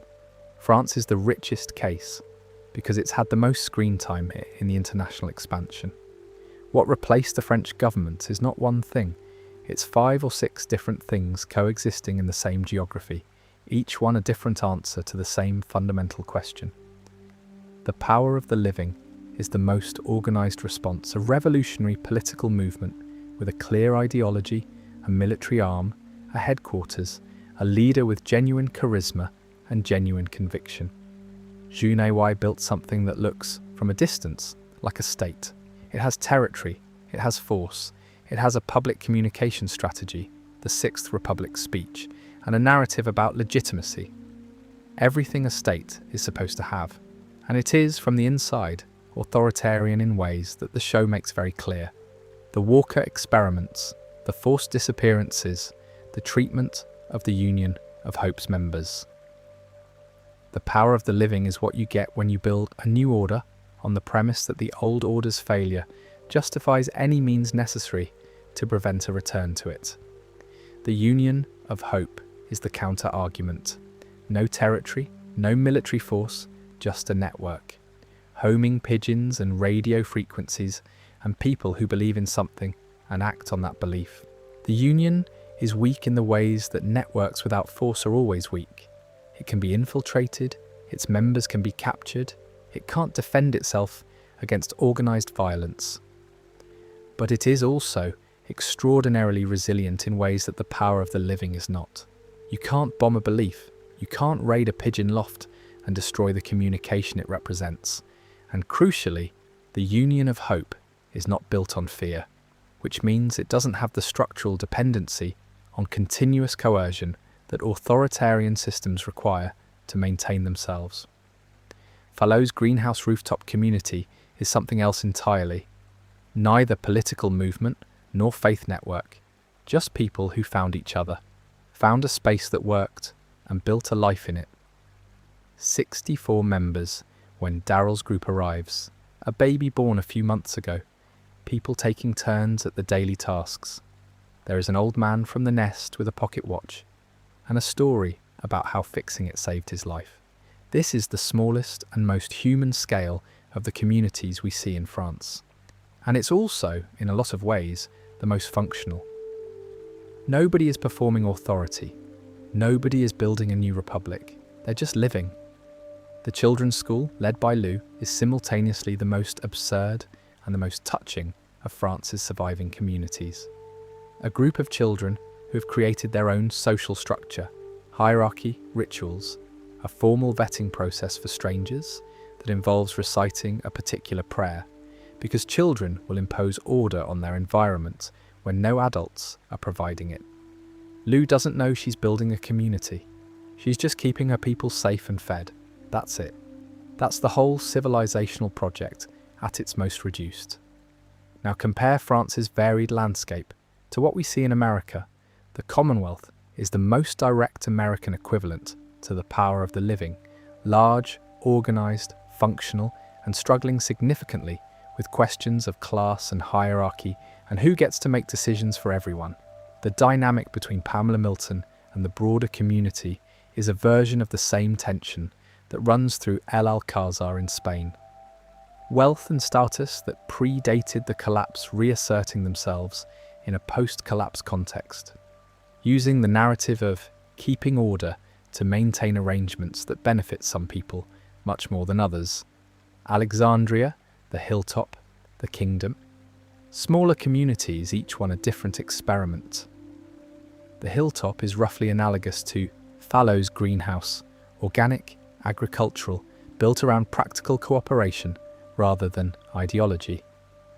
The kingdom under Ezekiel is more performative. Consciously so, Ezekiel knows he's performing kingship, and he makes a deliberate choice to perform it because the story of a kingdom gives people something to belong to. It's a community built on the understanding that narrative matters, that the story you tell about who you are shapes what you can actually become. The United Kingdom, based on what Daryl and Carol find in London, appears to have replaced its institutions with nothing. The most barren landscape the franchise has shown us. This is worth thinking about in the context of what we said earlier about the sealed borders. The communities that survived and rebuilt elsewhere, in France, in the United States, in Spain, benefited from a certain degree of mobility. People could move toward each other. They could aggregate. The small communities that formed could eventually find each other and build something larger. Britain's sealed geography prevented that aggregation process from happening at scale. People who survived the initial period were isolated from each other in ways that continental survivors were not. Which may be part of why London, when Daryl and Carol find it, shows no evidence of the kind of community building that happened even in the most devastated parts of France and America. Spain's El Alcázar was an attempt to replace the nation with the class structure that underpinned it, to rebuild civilization from the top down, starting with the most powerful people and working outward. That approach failed, and quite dramatically. What remains in Spain after El Alcázar's fall, the refugee community, the desert settlements, the various survivor groups Season 3 shows us, is more heterogeneous, more human scale, and in some ways more promising precisely because it isn't trying to recreate something that existed before. And Greenland. 2 people keeping each other alive in a research station. That's not a civilization yet, but it's a beginning. 2 is enough to start. 2 is enough to carry knowledge forward, to remember things that matter, to keep the thread of human experience going until there are enough people to weave something from it. The franchise has always had this idea running through it, that the minimum viable unit of human resilience isn't a community or a government. It's 2 people who care whether the other one survives. Greenland makes that explicit by reducing the picture to its most essential elements. Something worth exploring more carefully in the context of post-collapse community building is the role of physical infrastructure. Every surviving community we see across the franchise's international settings is, at its foundation, a function of physical space. The Abbey's medieval stone walls, Fallot's greenhouse roof, the fortified preschool, the Commonwealth's walled perimeter. El Alcázar is a group of survivors based in a stronghold in The Walking Dead. The research station in Greenland. What each of these communities has, at its most basic level, is a defensible space that can be held against walker intrusion with a manageable amount of ongoing effort. The quality of the community that fills that space is what varies, but without the physical infrastructure to begin with, the community question doesn't arise. You can't build a greenhouse community on a street corner. You need a greenhouse. This observation has implications for thinking about which communities were likely to form in the immediate aftermath of the collapse and which weren't. Pre-existing infrastructure with defensible qualities, walls, elevation, water access, arable land, was the prerequisite for anything else. Communities didn't form randomly. They formed at specific places that had the physical prerequisites for survival. The Walking Dead franchise has been quite consistent about this from the very beginning. The farm, the prison, the hospital, the fortified community at Alexandria, the hilltop's actual hill. In the international expansion, the abbey, the greenhouse roof, the fortress. Location matters, and location in this context means physical defensibility and resource access. The communities that thrived tended to be ones where the physical infrastructure was complemented by social infrastructure, relationships, skills distribution, some form of decision-making process that most members regarded as legitimate. The communities that failed, looking across the franchise's history, tended to fail for one of 2 reasons. Either the physical infrastructure was compromised, the prison eventually falls to a military assault, or the social infrastructure collapsed under internal pressure. Tourmenus, Woodbury, elements of the sanctuary. Physical walls without social cohesion don't hold. Social cohesion without physical walls doesn't survive. The communities that made it through were the ones that got both right, or at least got both to a good enough standard at the same time. There's an interesting corollary to this about knowledge and skills. A community's long-term viability is also a function of what its members know how to do. The hilltop survived partly because it had people who knew how to farm. Alexandria had engineers, doctors, people with trades. The abbey in France had nuns who were already partially trained in self-sufficiency and who quickly acquired the weapons, training the medieval architecture made available to them. Laurent's education, his extraordinary breadth of knowledge about geography, history, mathematics, science, is framed in the franchise as both a personal attribute and a community resource. He is being groomed in some sense to be a repository of knowledge for a world that has lost most of its libraries. The preservation of knowledge is not incidental to the Walking Dead universe's vision of post-collapse hope. It's one of the central mechanisms by which the future gets built from the ruins of the present. This is one of the reasons the World Beyond storyline, whatever its other qualities, is doing something important thematically. The premise of young people going on a journey with specific knowledge and capabilities that matter for the long-term future is directly about knowledge preservation and transfer, the universities that survived, the research programs, the institutional memory that the CRM apparently maintains.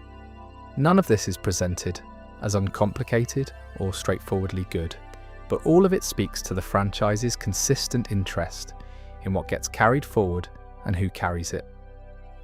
The Commonwealth storyline in the later seasons of the main show is probably the franchise's most direct engagement with the question of what it takes to sustain a large community over time, and what the costs of that sustainability are.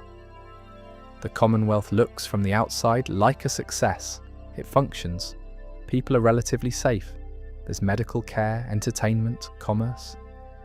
The things that were missing from every previous community the show had depicted, the absence that made survival feel like mere survival rather than something worth fighting for, are present at the Commonwealth. The cost, which the show makes explicit, is a class system that replicates pre-collapse inequalities with the addition of post-collapse scarcity. People who had professional qualifications and social capital before the collapse have professional qualifications and social capital inside the Commonwealth. People who didn't, don't. The meritocracy that the old world claimed to aspire to is, at the Commonwealth, not even aspirational. It's explicitly structural. And the social tension that this creates, the resentment, the political conflict, the specific ways in which the leadership prioritizes the comfortable over the vulnerable, is the Walking Dead franchise's most direct engagement with the question of whether any large-scale post-collapse society can escape replicating the injustices of the world that preceded it. The answer the franchise gives is ambiguous, which I think is honest. Communities can become more equitable than the societies that preceded them, but they require active and ongoing choices to do so. Those choices are hard to sustain at scale, in conditions of ongoing scarcity and external threat, when the people with the most power and influence have structural incentives to maintain arrangements that benefit them. The small communities do better at this, partly because the structural incentives are less entrenched. Everybody knows everybody. Accountability is personal. The distance between the person with the most power and the person with the least is close enough to make the power differential visible and uncomfortable in a way that large anonymous institutions can obscure. Ezekiel's eventual movement away from the kingdom performance and towards something more genuine is the franchise's most direct argument that leadership can grow, that the gap between performed authority and genuine service can close if the person performing is honest enough about what they're doing and why. His arc across the later seasons of the main show is not triumphant. The kingdom falls, the losses are enormous, but the person who emerges from those losses is more himself and less a performance of kingship, and that authenticity is presented as a genuine achievement worth the cost. The question of scale is worth addressing directly, because one of the most interesting tensions in the Walking Dead franchise's treatment of post-collapse governance is between the human scale that seems to work and the larger scale that seems to struggle. The Commonwealth, at its peak, is the largest post-collapse community we see in the main show. Thousands of people, a functioning economy with professional specializations, entertainment, a class system, political structures. It's remarkable by the standards of the post-collapse world. It's also, as the later seasons of the main show make clear, genuinely troubled. The class system replicates pre-collapse inequalities. The political leadership is susceptible to authoritarian tendencies. The very things that make the Commonwealth impressive, its scale, its complexity, its resemblance to the world that existed before, are also what make it fragile. Compare that to Hilltop, a farm with walls, maybe a couple hundred people at its largest, an economy built around food production and basic craft skills. No entertainment industry, no professional specializations beyond what immediate survival requires. It's a much smaller and more limited thing than the Commonwealth. It's also, for much of the franchise's run, more functional in the day-to-day ways that matter. People being fed, people being relatively safe, people having meaningful relationships with each other and with the work they do. The scale doesn't just affect the complexity of governance, it affects the quality of human connection within the community. And human connection turns out to be the load-bearing element of post-collapse community function in ways that pre-collapse political theory didn't quite predict. The Kingdom is the Walking Dead universe's most self-aware experiment in this direction. Ezekiel knows he's performing kingship. He has tigers, he makes speeches, he calls his community the Kingdom and himself the king, not because he believes in divine right of rule, but because he understands that people need a story to belong to, and the story of a kingdom is a compelling one. It creates belonging, it creates hierarchy that people voluntarily inhabit, because the alternative, a collective with no clear identity or structure, is harder to maintain under stress. The Walking Dead's argument about Ezekiel isn't that he's right to perform kingship. It's that performance of this kind, when the performer is honest about what it is and genuinely committed to the welfare of the people it serves, can be a legitimate tool for community cohesion. The Kingdom works for a while, because Ezekiel's performance is in good faith, and his people know it. Junet's Sixth Republic is the dark mirror of Ezekiel's kingdom. She's also performing the speeches, the fighting pit spectacles, the public pageantry of power. But where Ezekiel's performance is transparent to his community and serves their cohesion, Junet's performance serves her consolidation of power.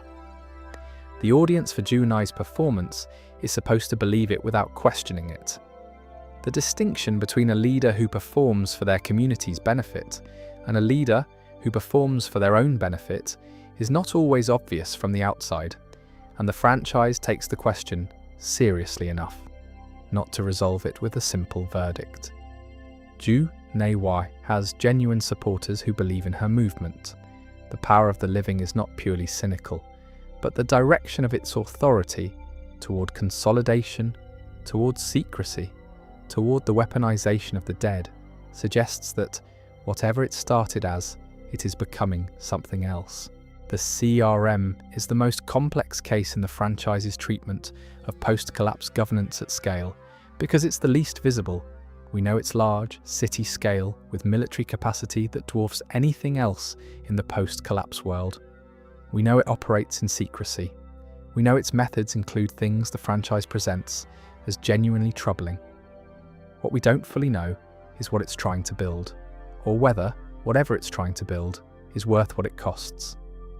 The Ones Who Live gives us a closer look at the civic republic itself, the city, the people, the daily life, and what you see there is compelling in its mundanity.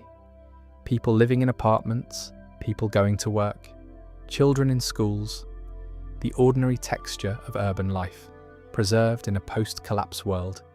If you only saw the city and not the CRM, you might think, here it is. Here's what survived. Here's the answer. But the CRM is what the city requires to exist. And the CRM's relationship with the communities outside its walls is not the relationship of a government to its citizens. It's the relationship of a closed system to everything outside it.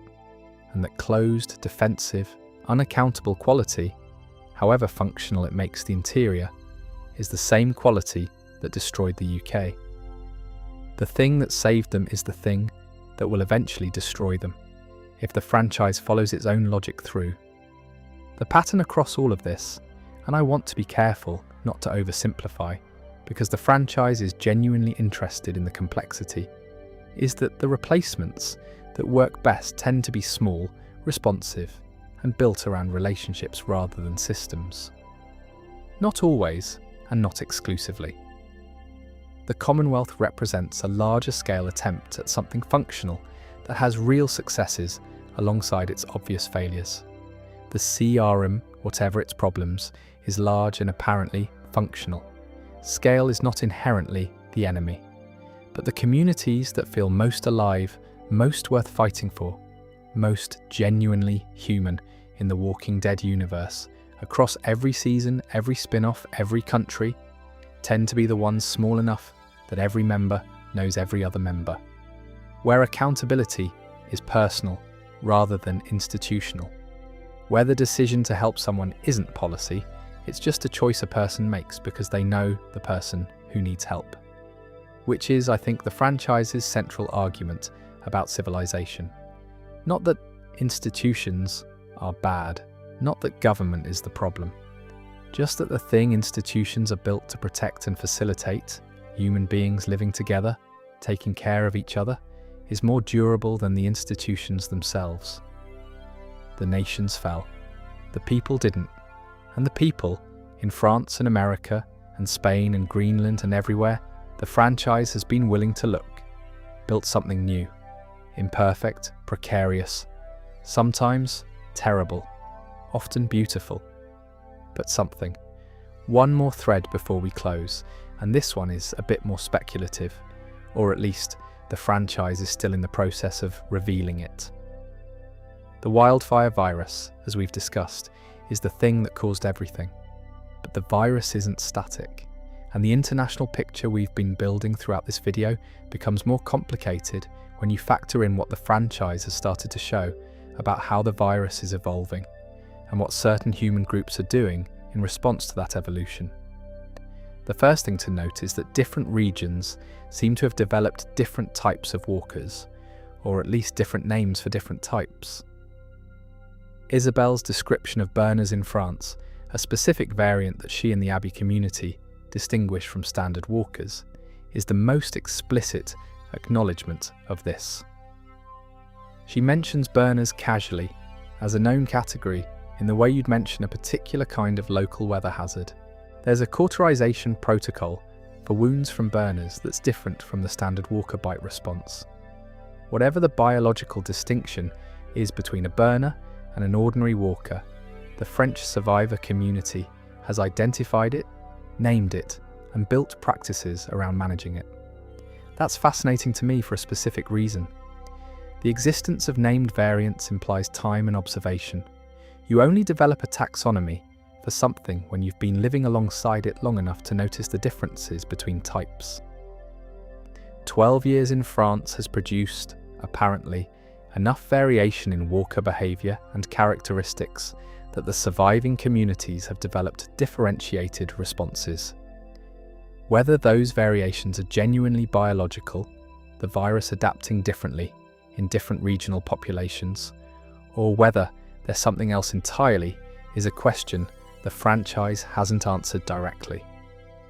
The cohort variants that Junai's doctor is studying at Maison Mère are more extreme, pure black eyes, significantly more aggressive than standard walkers. The 18-second test sequence in Season 2, where something is injected into a test subject, a timer is started, and the subject then explodes from the inside, suggests that whatever the doctor is working on involves understanding the variant's biology in a way that goes considerably beyond passive observation. Junai's line, "Their disease can also be our cure," is the political framing for this research. The power of the living's argument is that the disease which destroyed the old world is a resource that a sufficiently ruthless and organised force can turn into an advantage. Whether that means developing a weapon, a deterrent, or something else is left somewhat ambiguous, but the direction of travel is clear enough. Here's the thing about that though, and this is the detail I find most quietly unsettling in the entire international picture. The wildfire virus originated in Les Biomédecines, DDMI in France. It was created by scientists working for an institution that believed it was doing something useful with a dangerous thing. The trials began because that belief was wrong, or at least incomplete, and the containment failed. 12 years later, scientists working for an institution at Maison-Mère are studying the same class of dangerous thing, believing they're doing something useful with it. The Primrose team and Chunai's doctor are not the same people with the same intentions, but they are the same category of people making the same category of decision. And the last time that category of decision was made in France, the world ended. The Walker variant question also has implications for the communities that have survived long enough to document what they're seeing. In the main Walking Dead show, set primarily in Georgia and the US East Coast, we see variations in walker behaviour and deterioration over time. The older walkers move slower, decompose further, become less dangerous in some respects, while creating different hazards through herding. The franchise has been careful to show that the walkers are not a static threat, they change. The virus's interaction with its hosts changes over time, and survivors who live alongside the dead for years develop a practical taxonomy of that change. In France, this natural process has apparently produced categories specific to the regional walker population. Burners aren't just a different name for a familiar type, they require a different response, a different kind of wound management. That suggests something meaningfully distinct in how the virus is expressing itself in French walker populations versus American ones.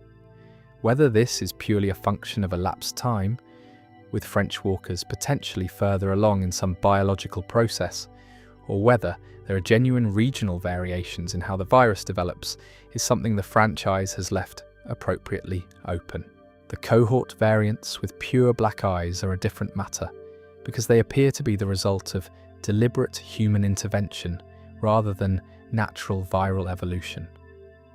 The doctor at Maison-Mère is working with them, injecting them with something, studying the 18-second effect.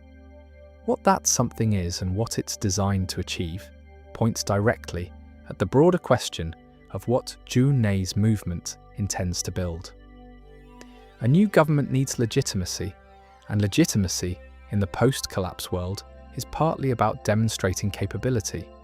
If the power of the living can weaponize the walkers, turn the thing that destroyed the old world into a controllable force, that is a legitimacy claim more powerful than any speech about a Sixth Republic. It says, "We have mastered what destroyed everyone else." There is a parallel here with the CRM's apparent research programs. If the CRM is also running biological research, studying the virus, working toward understanding that goes beyond what Jenna achieved, then the two most powerful organized forces in the post-collapse Western world are both doing something structurally similar to what La Biomédecine did. Working on dangerous biological systems in secret, with goals that are not fully transparent, guided by the belief that understanding and controlling the virus is the path to a better future. The Primrose team thought they were doing something useful. Junai's doctor thinks he's doing something useful. The CRM's researchers, presumably, think they're doing something useful. The franchise has not resolved where any of this leads. It is possible that one of these efforts will produce something genuinely beneficial. It is also possible that the pattern holds and the laboratory work produces another catastrophe. What The Walking Dead has established is that the impulse to understand and control the thing that destroyed civilization is genuinely human and genuinely dangerous, and that those two qualities are not in contradiction. Human beings make terrible things in laboratories because they are trying to solve problems. That is not unique to the Primrose team. It is the general description of how science works at the edge of what is understood. The Walking Dead universe is not anti-science. It is honest about the gap between intent and outcome when you work with things you don't fully understand in conditions that are not as secure as they should be. The franchise doesn't point this out. It doesn't need to. It just puts the two things next to each other and trusts the audience to notice. There's a version of this same dynamic in the CRM, where World Beyond and the ones who live hint at research programs operating at scale in secret, with goals that are not transparently stated. Whether the CRM's research involves the wildfire virus directly is not confirmed in everything we've seen, but the secrecy and scale of the operation and the complete absence of any democratic oversight puts it in the same structural category as the pre-collapse institutions whose secrecy and unaccountable decision-making contributed to the collapse in the first place. The franchise seems genuinely interested in this question, whether humanity, having watched the world destroyed by powerful institutions operating in secret without public trust, will respond by building something different, or whether the survivors will, given time and resources, rebuild the exact same structures that failed them. The evidence is, so far, mixed, right? So, one virus, one lab, one accident in France sometime before April of 2010, and then everything. The United States with its 4 months of secret research and its safe zones, and its bombing campaigns, and its total collapse in 13 days. France with its Monument Day, and its 12 years of fractured communities and its revolutionary movements, filling the vacuum where a government used to be. The United Kingdom with its decisive early response, and its sealed borders, and its walker-filled London streets. Spain with its quarantine attempts, and its terrorist bombs, and its royal family making a last stand in a fortified stronghold, until the walkers it was using for entertainment ate the king. Greenland with 2 people in a research station, watching the northern lights and calling the dead by an old Inuit name. Canada folding quietly alongside its neighbour. The rest of the world, everywhere the franchise hasn't yet taken us, going through its own versions of all of this in languages we haven't heard and places we haven't seen. Every nation tried something different. Every nation fell. That's the honest summary.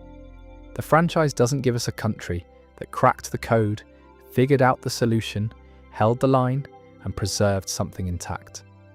The UK came closest to containing the outbreak, but London is overrun in The Walking Dead. Let me slow down a bit on the geography argument, because I think it's actually more nuanced than it first appears. The standard reading of the UK's initial success, island, sealed borders, contained perimeter, is correct as far as it goes. But there's an additional factor that doesn't always get mentioned. The UK is a country with a genuinely extensive and well-funded military relative to its population size. In 2010, the British Armed Forces had decades of experience in counterinsurgency, rapid deployment, and operations in complex urban environments. The decision to declare martial law immediately was not just a political decision. It was made by an institution that had the capacity to actually execute that decision at speed across the entire country in a way that many other nations' militaries simply couldn't have matched. This matters because speed was everything in the early hours of the collapse. The difference between a government that declared martial law on day 1 and a government that declared martial law on day 3, while trying to preserve democratic norms and manage public communication, may have been the difference between containable and uncontainable. The UK's institutional culture, its traditions of civil-military cooperation, its existing emergency powers legislation, its relatively compact geography, gave it a structural advantage in executing an immediate response that other democracies with more complex federal structures or larger territories couldn't easily replicate. There's also something worth noting about what locking down the island probably looked like in practice, which is that it was almost certainly not clean or humane. The franchise mentions that certain areas became desolate as a result of military action. Applied to the UK context, desolate almost certainly means bombed, cleared, subjected to the kind of force that makes an area uninhabitable. The British military's management of the initial outbreak probably involved exactly the same logic as Operation Cobalt's contingency plan, identifying areas of high Walker concentration and destroying them, but applied with enough coordination and sufficient speed to prevent the cascade failure that destroyed America. The UK survivors didn't survive because their government was kinder.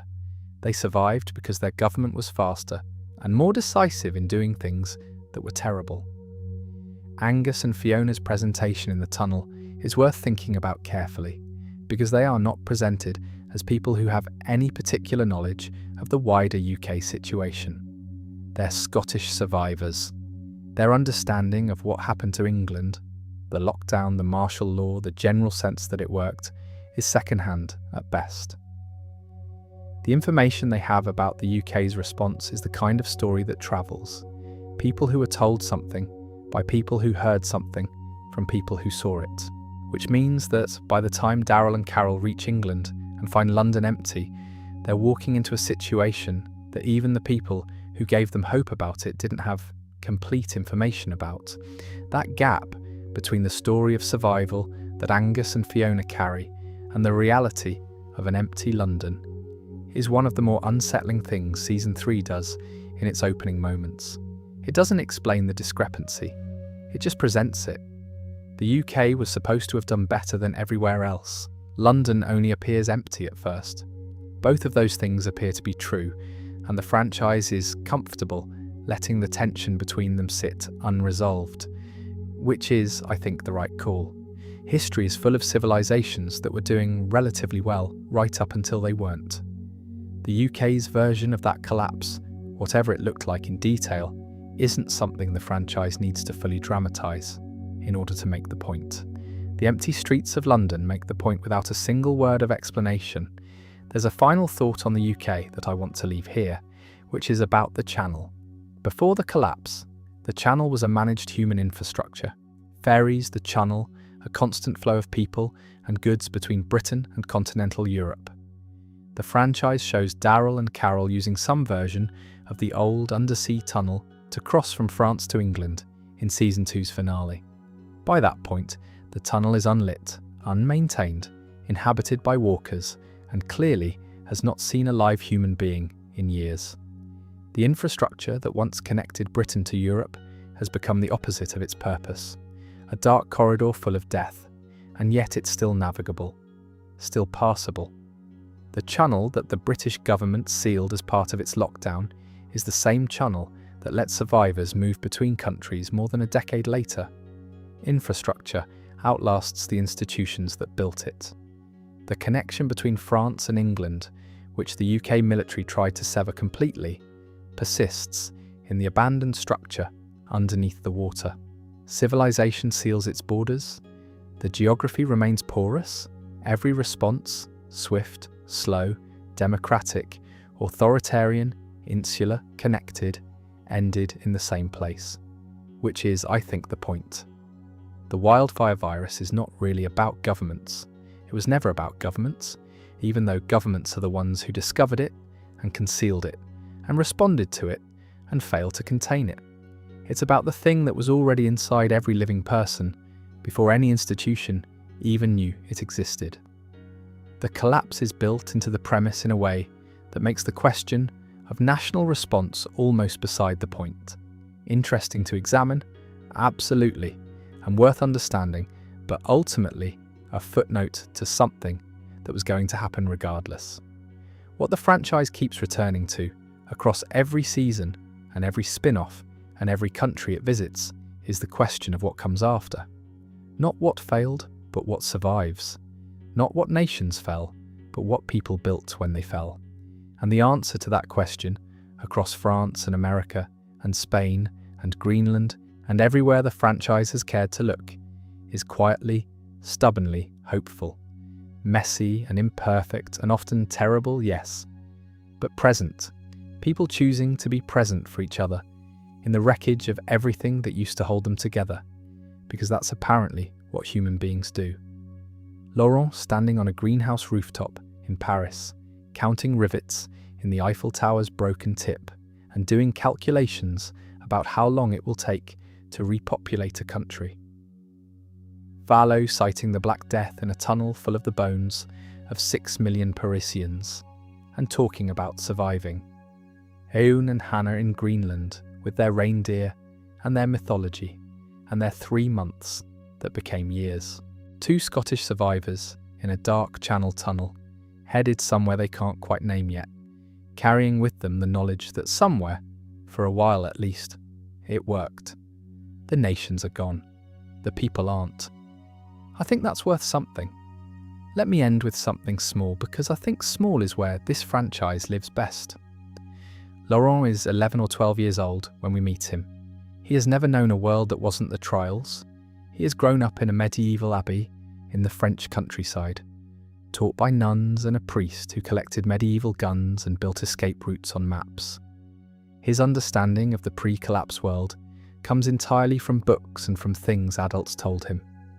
He knows about France's population of that pre-collapse figure, the way you or I might know about the Roman Empire, as a historical fact about a civilization that existed before the one he inhabits. He knows the countries and their capitals. He knows the geography.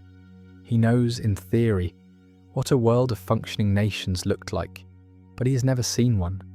He has only ever seen this, the walker-infested countryside, the abbey walls, the fragments of community held together by faith and habit, and the stubborn human refusal to give up. And from inside that world, he does his mathematics and arrives at his projection. Fewer than that reduced figure people in France. 6 or 7 generations to repopulate. He is bothered by this number. He says so. And then he asks Daryl how many children he has, whether he has parents, whether he has a wife. He is doing what people have always done when confronted with impossible numbers. He is making them human scale. Not that pre-collapse figure, not the same reduced population, not 6 generations. Just Daryl. Just, are you alone in this, or do you have people? Because those are the numbers that actually matter in the end. Not the national statistics, the specific accountable human relationships, the ones that give the mathematics something to be in service of. Every nation we discussed tonight, France, America, the United Kingdom, Spain, Greenland, Canada, the wider world we only glimpsed, reduced itself eventually to that scale. Not as a failure exactly, more as a clarification. The institutions and the governments and the military operations were all attempts to solve the problem at the scale it presented itself, which was global. That scale was not, in the end, the relevant one. The relevant scale was always the one where a person could know whether someone else was cold and do something about it, whether someone else was hungry and share what they had, whether someone else was outside in the dark and open the door. The nations dealt with the wildfire virus, some better than others, some with more coherence and some with more humanity, and some with more military precision, and some with more faith, all of them, eventually, in the same direction. What came after was smaller and more human, and, in its own imperfect way, more lasting. That's the story. That's all of it. Thanks for watching. Good night. One small thing that I find happens after you spend time with the international law is that it changes how the earliest seasons of the main show feel when you go back to them. Morgan's account to Rick in the Drake house, the government told people to go to Atlanta, the broadcast stopped, sits differently when you know that the broadcast stopped because the government that was making them had about 2 days before it would cease to function entirely. The CDC scenes sit differently when you know that Jenna's last contact was France, and that France went silent the way everything went silent, one voice at a time, until nobody was left to answer. The bombing of Atlanta that Shane and Laurie watched from the highway sits differently when you know it had a name, Operation Cobalt, and a logic however terrible, and a sequence of decisions made by real people in real institutional contexts trying to manage something that was beyond managing. The international expansion doesn't retroactively improve the early seasons. Those seasons are already excellent. What it does is deepen them, It gives the collapse that Rick wakes up into a fuller context. It situates the specific American story within a larger story that was happening everywhere simultaneously. France dealing with Monument Day at roughly the same moment that Atlanta was being bombed. Britain locking down its island as the CDC counted down to its own destruction. Spain sealing its borders as Greenland's climate researchers realised they would be staying considerably longer than 3 months. The Walking Dead has always been a show about one group of people in one corner of a collapsed world. The international expansion has revealed that every other corner of that world had its own groups of people, its own collapses, its own survivals. They were all happening at the same time. The franchise just needed 6 years to get around to showing us. Worth watching if you haven't. Worth re-watching if you have.